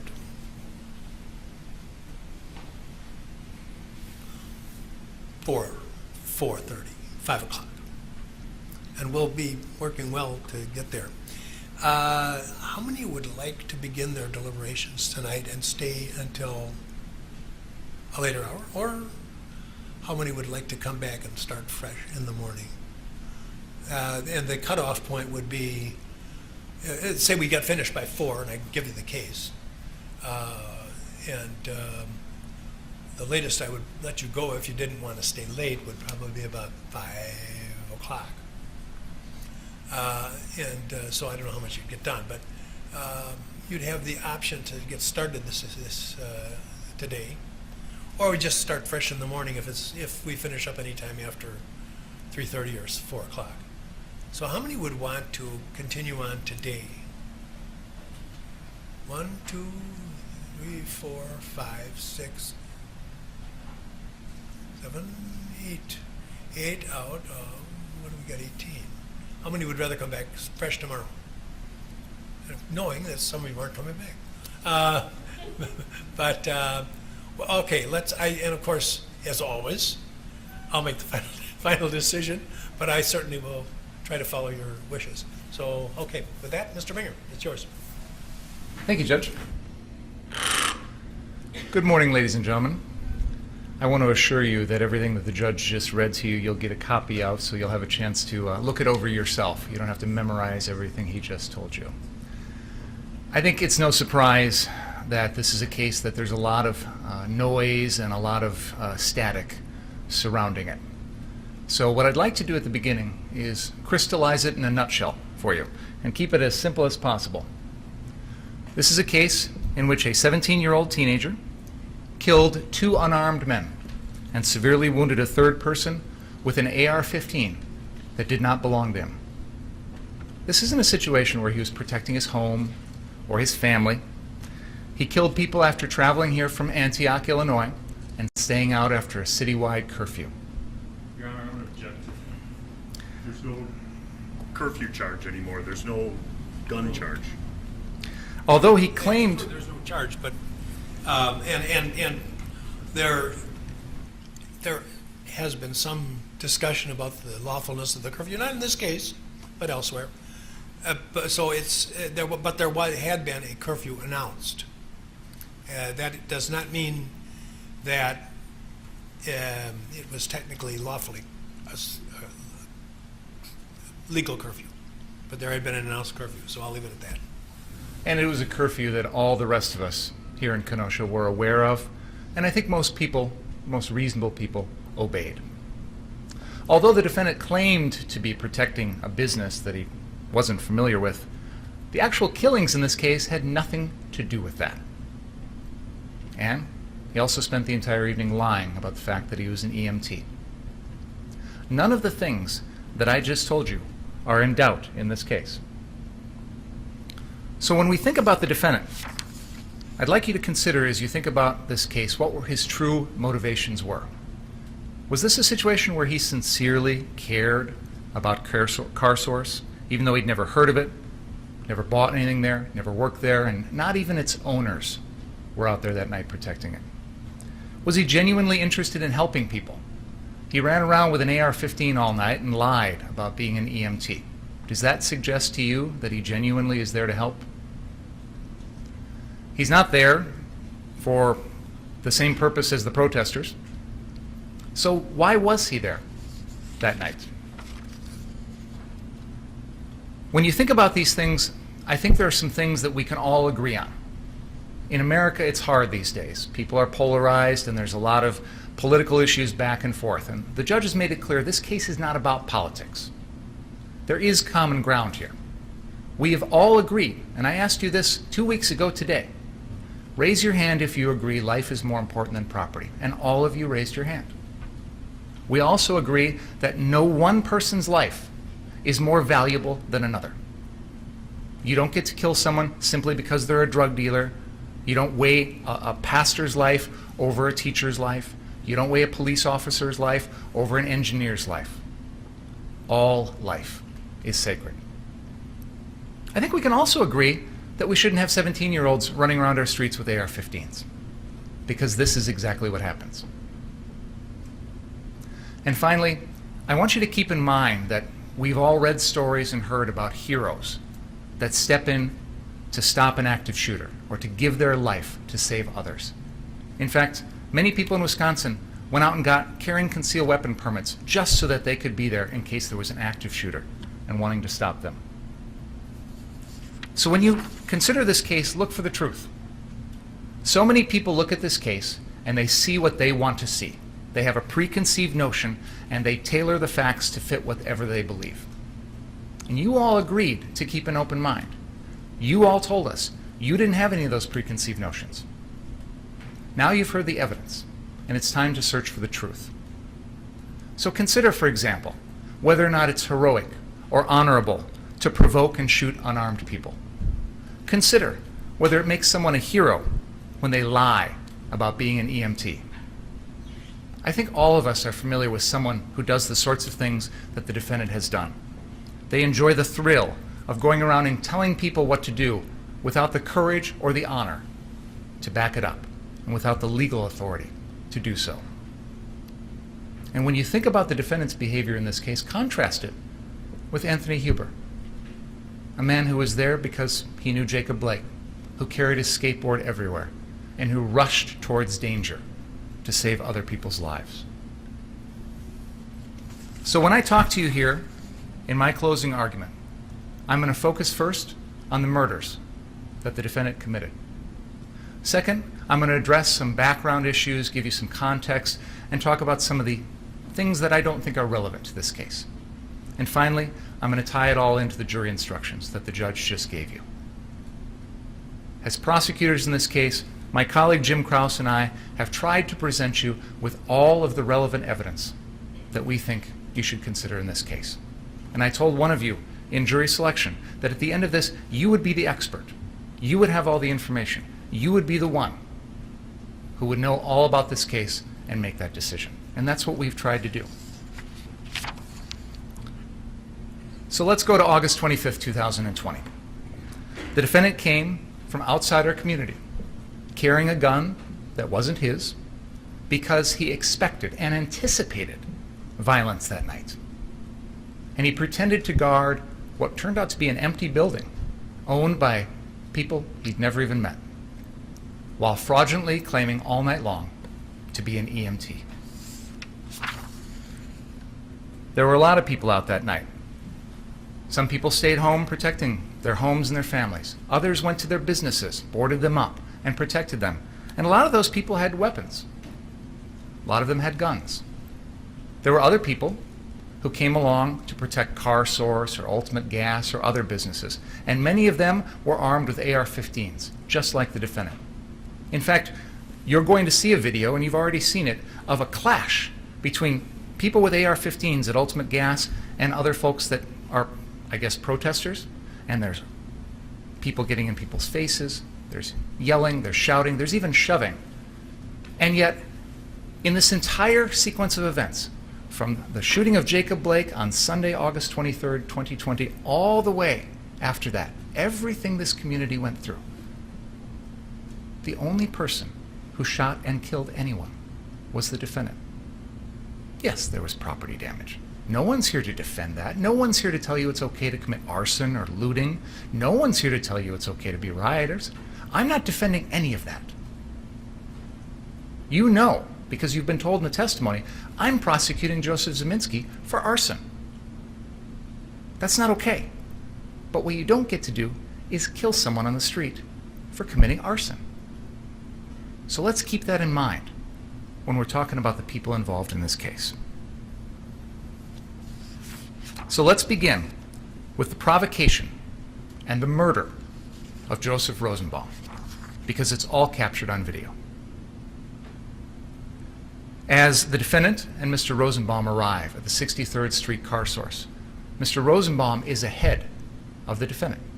And as you see in the FBI video, when Mr. Rosenbaum starts to run, the defendant starts to run as well at the same time, as if he's pursuing him. Mr. Rosenbaum could not have possibly have known the defendant is behind him. There's no indication in this record that he knew the defendant was there. It's not an ambush. It's not a situation where he goes there and lays in wait for the defendant. The defendant arrives at that location, and you hear him yell, "Friendly, friendly, friendly," because he's aware of the fact that the people that he's about to confront are hostile to him. And I'm going to show you in a moment the video in which the first thing he does when he arrives at that location is drops the fire extinguisher that he's holding in his left hand so he can raise the gun with his right and left hands and point it. This is when you hear someone, I think the testimony is Rosenbaum, it's not clear to me, but either way, yell, "Gun, gun, gun." And then Mr. Rosenbaum charges around to try and stop the defendant from pointing his gun or shooting anyone. So let's take a look at some of that video.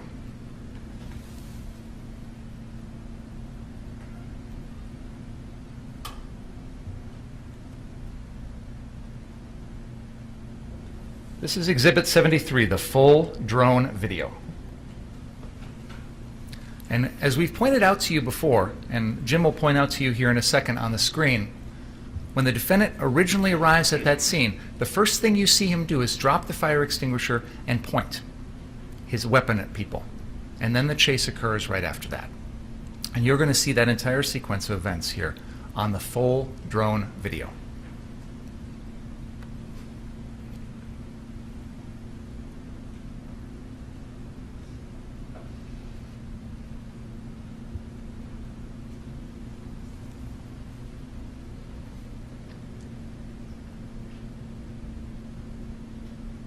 The defendant turns as he's being pursued and points the gun at Mr. Rosenbaum. And then as he enters the area between the parked cars, he slows and turns, and before Mr. Rosenbaum can even come close, he fires at him, shooting and knocking him to the ground.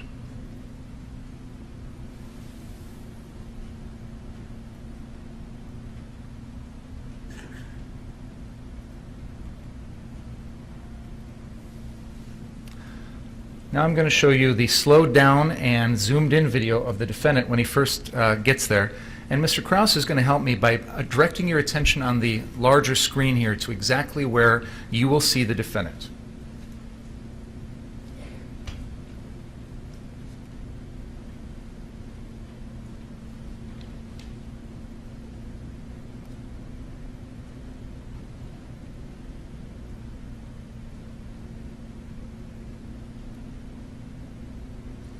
I'm going to replay it a few times so you can see quite clearly that the defendant sets the fire extinguisher on the ground with his left hand and then brings his left hand over to the gun and raises it and points.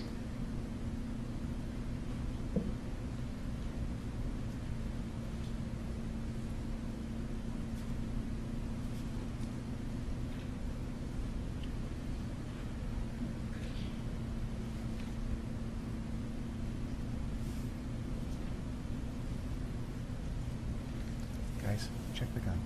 Make sure it's empty.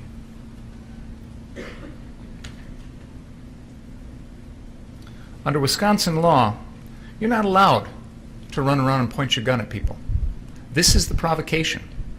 This is what starts this incident.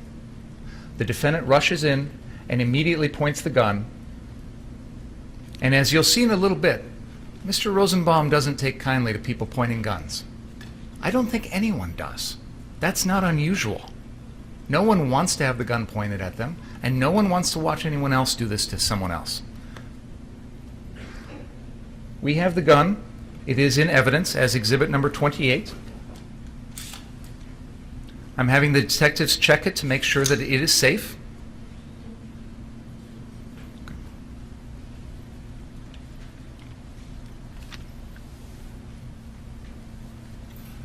The defendant comes running in and drops the fire extinguisher on the ground like this. And then raises his left hand to the gun and points. This is what we see in the video. Him putting the fire extinguisher on the ground and then raising the gun. Your Honor, I'm going to object. He's facing the wrong direction. That's an argument. Okay? I'd like to actually have, well, I'll leave it alone. So what you see in that video is his left arm reaching for the gun, holding it up.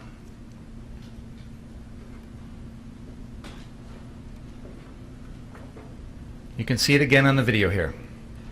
His left arm reaching up towards the gun.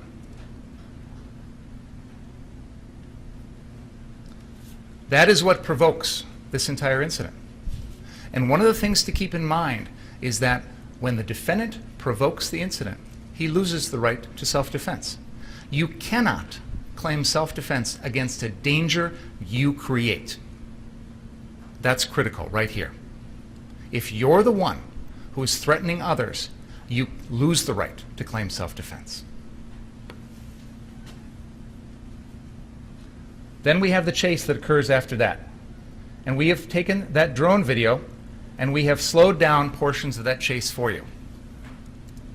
So what we have right here on the screen, this is Exhibit 84, and this is the middle portion of that incident. And you can see Mr. Rosenbaum chasing after the defendant, throwing that plastic bag, and then the defendant turns and points the gun back at Mr. Rosenbaum. And this is the moment in time when Mr. Rosenbaum essentially does sort of a little hop with both of his hands in the air. And the defendant has testified. He saw at that moment that there was nothing in the defendant's hand, or in Mr. Rosenbaum's hands. He was unarmed. There's the defendant turning and pointing the gun. Watch here at the end. This is where the shooting occurs. Mr. Rosenbaum is not even within arm's reach when the first shot occurs. I'll play that again. The defendant is pointing the gun at Mr. Rosenbaum. Mr. Rosenbaum raises his arms off to the side. The defendant approaches these cars and slows down, and then turns and shoots Mr. Rosenbaum.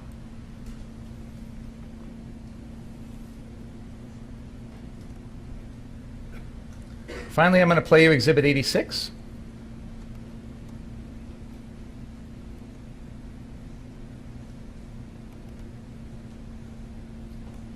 This shows you the final part of that, zoomed in and slowed down. Here's the defendant running in between those parked cars, slowing down, and you can see just how close, or rather how far away, Mr. Rosenbaum was when the defendant shot him.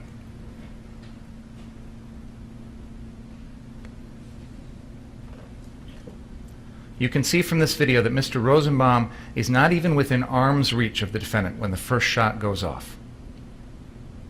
The defendant fires 4 shots in quick succession. And I'll come back to this in a moment, but you'll note during this entire sequence, it's the defendant who chooses where to go. He's the one who decides to run where he runs. And he slows down right as he gets to these parked cars. That's what allows Rosenbaum to get closer. We've seen this on the aerial footage from the FBI, and I want you to see that perspective as well.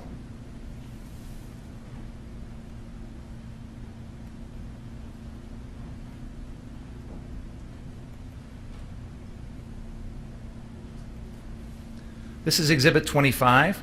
This is the annotated aerial footage. You see the defendant approach, running in the same direction as Mr. Rosenbaum.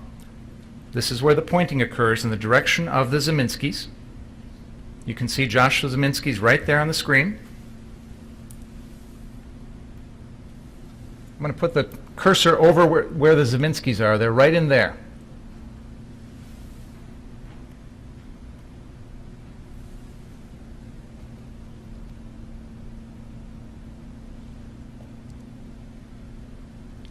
The defendant is pointing his gun right here, and he's pointing it in the direction of the Zeminskis, because they're standing next to that car.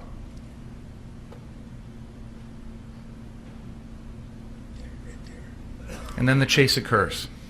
Now what's interesting to me is, watch when the crowd starts to run. The crowd's already starting to run here even before the defendant has fired a shot. That's likely because they heard the first shot from Joshua Zeminski, and the crowd starts to run away. The defendant has testified that that shot from Mr. Zeminski had nothing to do with his decision to kill Joseph Rosenbaum. And I'll come back to that in a second. Finally, I'm going to show you this incident from the perspective of Drew Hernandez, because he is behind all of this, and then he comes upon Mr. Rosenbaum's body.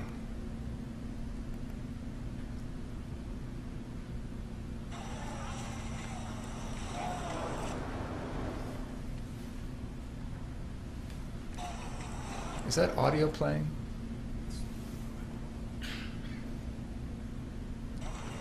Why is the audio not playing? Is it coming?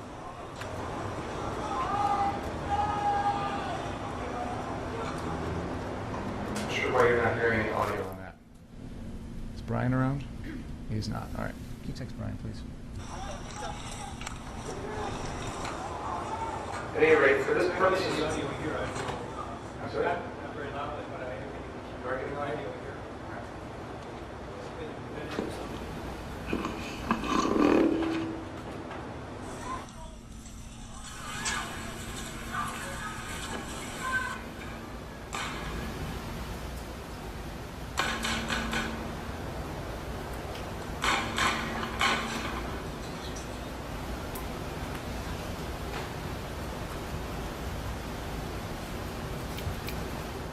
At this point, the defendant has shot and killed Joseph Rosenbaum, and Mr. Rosenbaum is laying face down. That's where he falls. Richie McGinnis actually rolls him over after trying to stem the bleeding here. You can see in the foreground that plastic bag that Mr. Rosenbaum threw on the ground. I don't think there's any dispute. There was nothing harmful in that bag. It was a clear bag containing some clear items. Objection. There is a dispute what's in that bag. Then you can make that dispute in your argument. It's argument, and you'll be allowed to respond. You can see in this video the crowd is attempting to save Mr. Rosenbaum's life.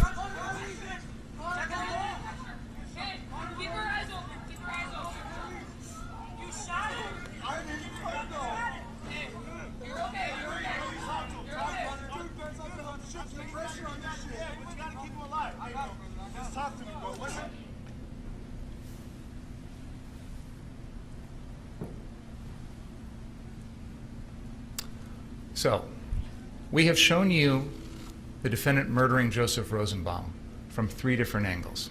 The drone footage, Drew Hernandez, and also the FBI video. The defendant admitted that during this entire incident, he knew that Joseph Rosenbaum was unarmed. I'm going to come back to this in a little while, but there's this alleged threat that Mr. Rosenbaum made earlier in the evening to kill the defendant.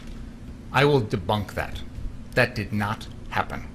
It is the one fact in this case the defendant wants you to believe that there's no video of. And in fact, I have the video of the entire incident. I've played it for you, and I'll show it to you again. There's no threat. There's also no evidence that Mr. Rosenbaum ever wanted the defendant's gun. He never said, "I'm going to take your gun." He never said, "I want your gun." There's no indication of that. Dr. Kelly has testified that the first shot that the defendant fired at Joseph Rosenbaum hit the victim in the right pelvis, fracturing it.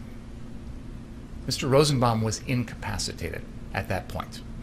He is, whatever threat he might have posed, it's over. There is no further threat. He is falling to the ground, and the defendant doesn't stop after that first shot. He tracks Mr. Rosenbaum's body all the way down, firing 3 more shots. A second shot, which goes through Mr. Rosenbaum's hand, and then a third and fourth shot, one that grazes the right scalp and one that goes right into Mr. Rosenbaum's back. And that is the kill shot. That is the one that took Mr. Rosenbaum's life. There is no evidence that Mr. Rosenbaum was reaching for the defendant's gun. And after that first shot, there's no way Mr. Rosenbaum could have taken that gun even if he wanted to. He is already falling to the ground. He is helpless. He is vulnerable. And as I said, the kill shot is the one to the back. This is that wound. Dr. Kelly testified that the angle of this shot was from the left shoulder towards the center of the back, and the bullet continued on down towards the right lower back area, tearing through bodily organs and killing Mr. Rosenbaum. Here's a picture of the wound to the hand. There's been a lot of testimony about this wound. This is one in which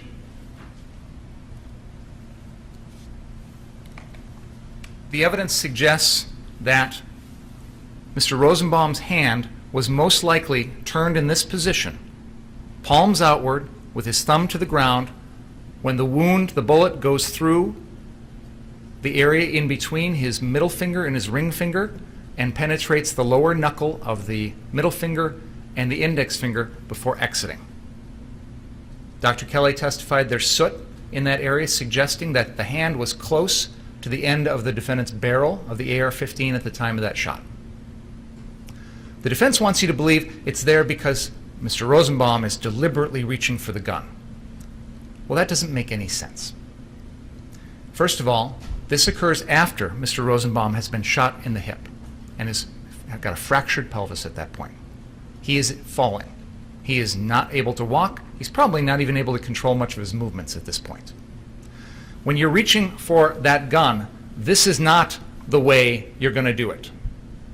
This is not going to be effective. I submit to you, ladies and gentlemen, to the extent Mr. Rosenbaum's hand ever got close to the end of the defendant's gun, it was completely inadvertent, not at all intentional. Now, we've heard a lot about the Zeminskis in this case, and I just want to carve them out of this case right now because it's a red herring. It has nothing to do with any of this. There's been some focus on that because I think the defense was hoping they could work this into their self-defense claim and make an argument that that first shot by Joshua Zeminski somehow made the defendant fear for his life. Unfortunately, the defendant wasn't on board with that because in his testimony, he told you that that shot had nothing to do with his thought process. It didn't affect him in any way.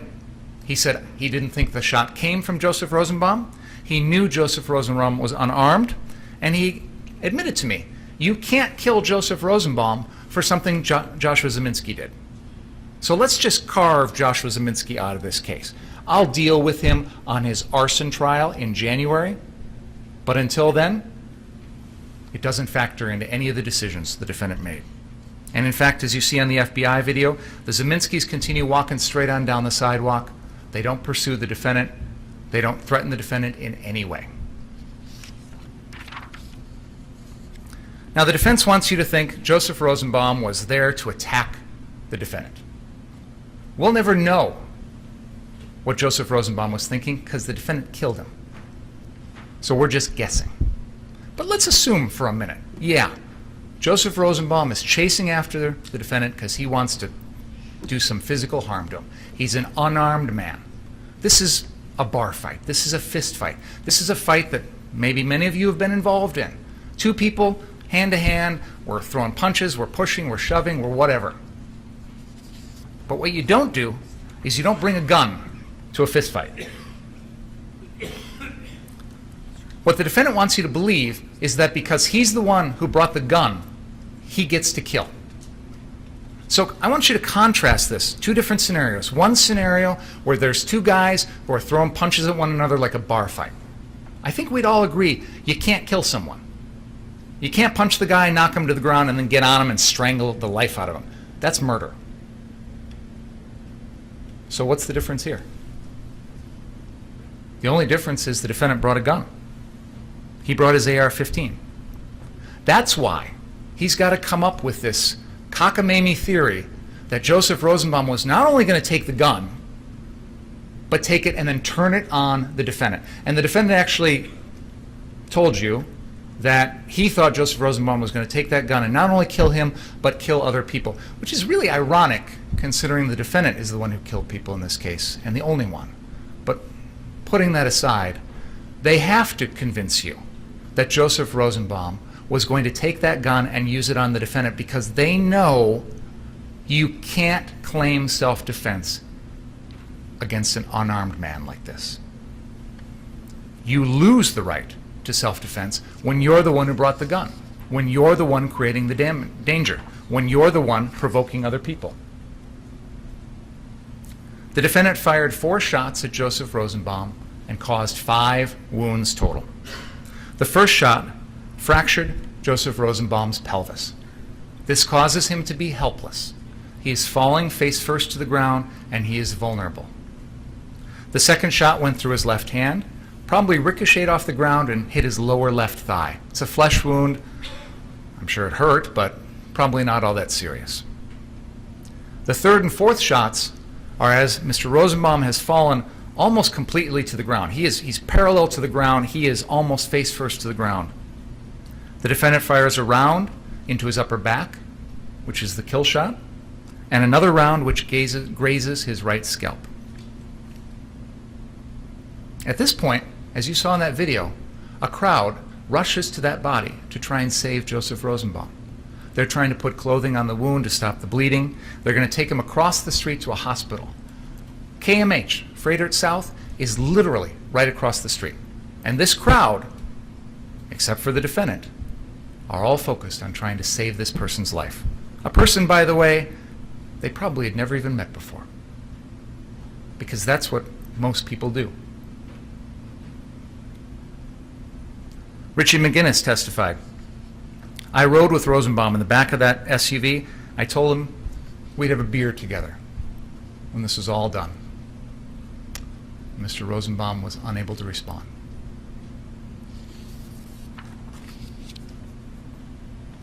The defendant decided to pull the trigger on his AR-15 4 times. That was his decision. And he is responsible for every bullet that comes out of that gun. He doesn't get a pass by pulling the trigger fast. He could have chosen to stop after the first shot, after the second shot, after the third shot, and assessed whether or not there was still a need to keep firing. But he went 4 times in 0.76 seconds. The defense has made a big point of this, how fast he fired, as if that somehow excuses him. Exactly the opposite, ladies and gentlemen. He controls how quickly he pulls the trigger. He is in control of that decision-making process. No one else made him do that. And this is indicative of someone who doesn't care about the consequences, doesn't care to stop and figure out, am I good? Do I need to stop? Or I'm just going to keep on going. And as I said, he tracks the body all the way to the ground with those second, third, and fourth shots. The only way that you could possibly justify the murder of Joseph Rosenbaum is if you believe that Joseph Rosenbaum was actually reaching for the defendant's gun, and that a reasonable person in the defendant's position with that AR-15 strapped tightly to his chest would think that Joseph Rosenbaum was even capable of taking that gun away as he's falling to the ground with a fractured right pelvis. And then, not only all that, you'd also have to believe that Joseph Rosenbaum was going to turn that gun around and use it to kill the defendant. You have to believe all of those things to justify the murder of Joseph Rosenbaum. That's why the defense is trying so desperately hard to convince you that Joseph Rosenbaum threatened to kill the defendant, which never happened. That's why they're trying so desperately hard to convince you that Joseph Rosenbaum was reaching for that gun. Because if he's not reaching for that gun, and he's not going to use it to kill the defendant, it is not justified. There is no valid self-defense claim. One of the things the judge has instructed you is that when the defendant provokes this situation, he has to exhaust all reasonable means to avoid killing someone. Did he? He didn't have to shoot. He's the one who chose where to run. He chose to run in between those parked cars. He slows down as he gets there. The crowd's already running away. You know, the defense wants to make a point. There's a whole bunch of people over there who are doing stuff to cars, and the defendant had no escape route. The crowd's actually already running away at this point. They've heard the first gunshot from Joshua Zeminski, and they're already starting to scatter. But if you look on the video, there's a huge open space in that lot where the defendant could have circled back around, and he actually does circle back around after killing Rosenbaum, where he could have gotten away. He has to exhaust all reasonable means of escape before killing Mr. Rosenbaum. Your Honor, I do have some more video I want to play. I'm having a little bit of technical problems that I'd like to work on, so I think this would be a good time to pause, if that's okay. Okay, thank you. All right, please don't talk about the case during the break. Read, watch, or listen to any account. And we will begin again at, is 1:45 too soon? Did you say 12:45 or 1:45? Oh, well, I thought we'd have a leisurely. No, how about 12:45? Is that a better idea? Let's do that. Please don't talk about the case.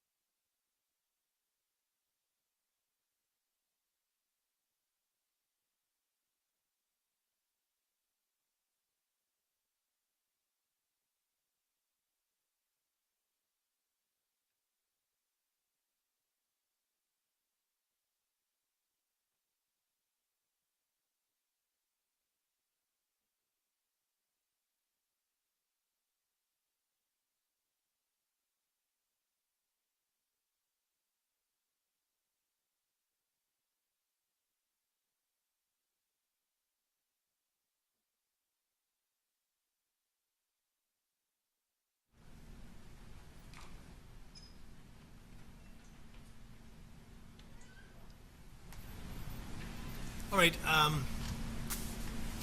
When we get to the point of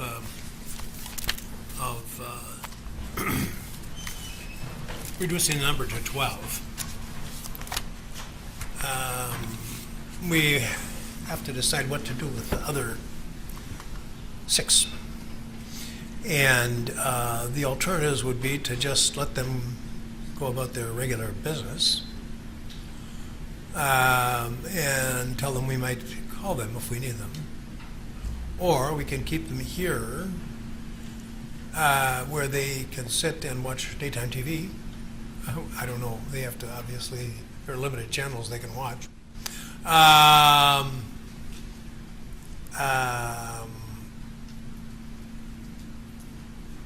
And of course, they will not be permitted to talk about the case. So, any preferences? My preference is to keep them here. Yes, okay, we'll do that then. And we'll have to find some way to entertain them. That make sure it doesn't involve some of the channels that are available on the television. Okay, 12:45, Your Honor? 12:45.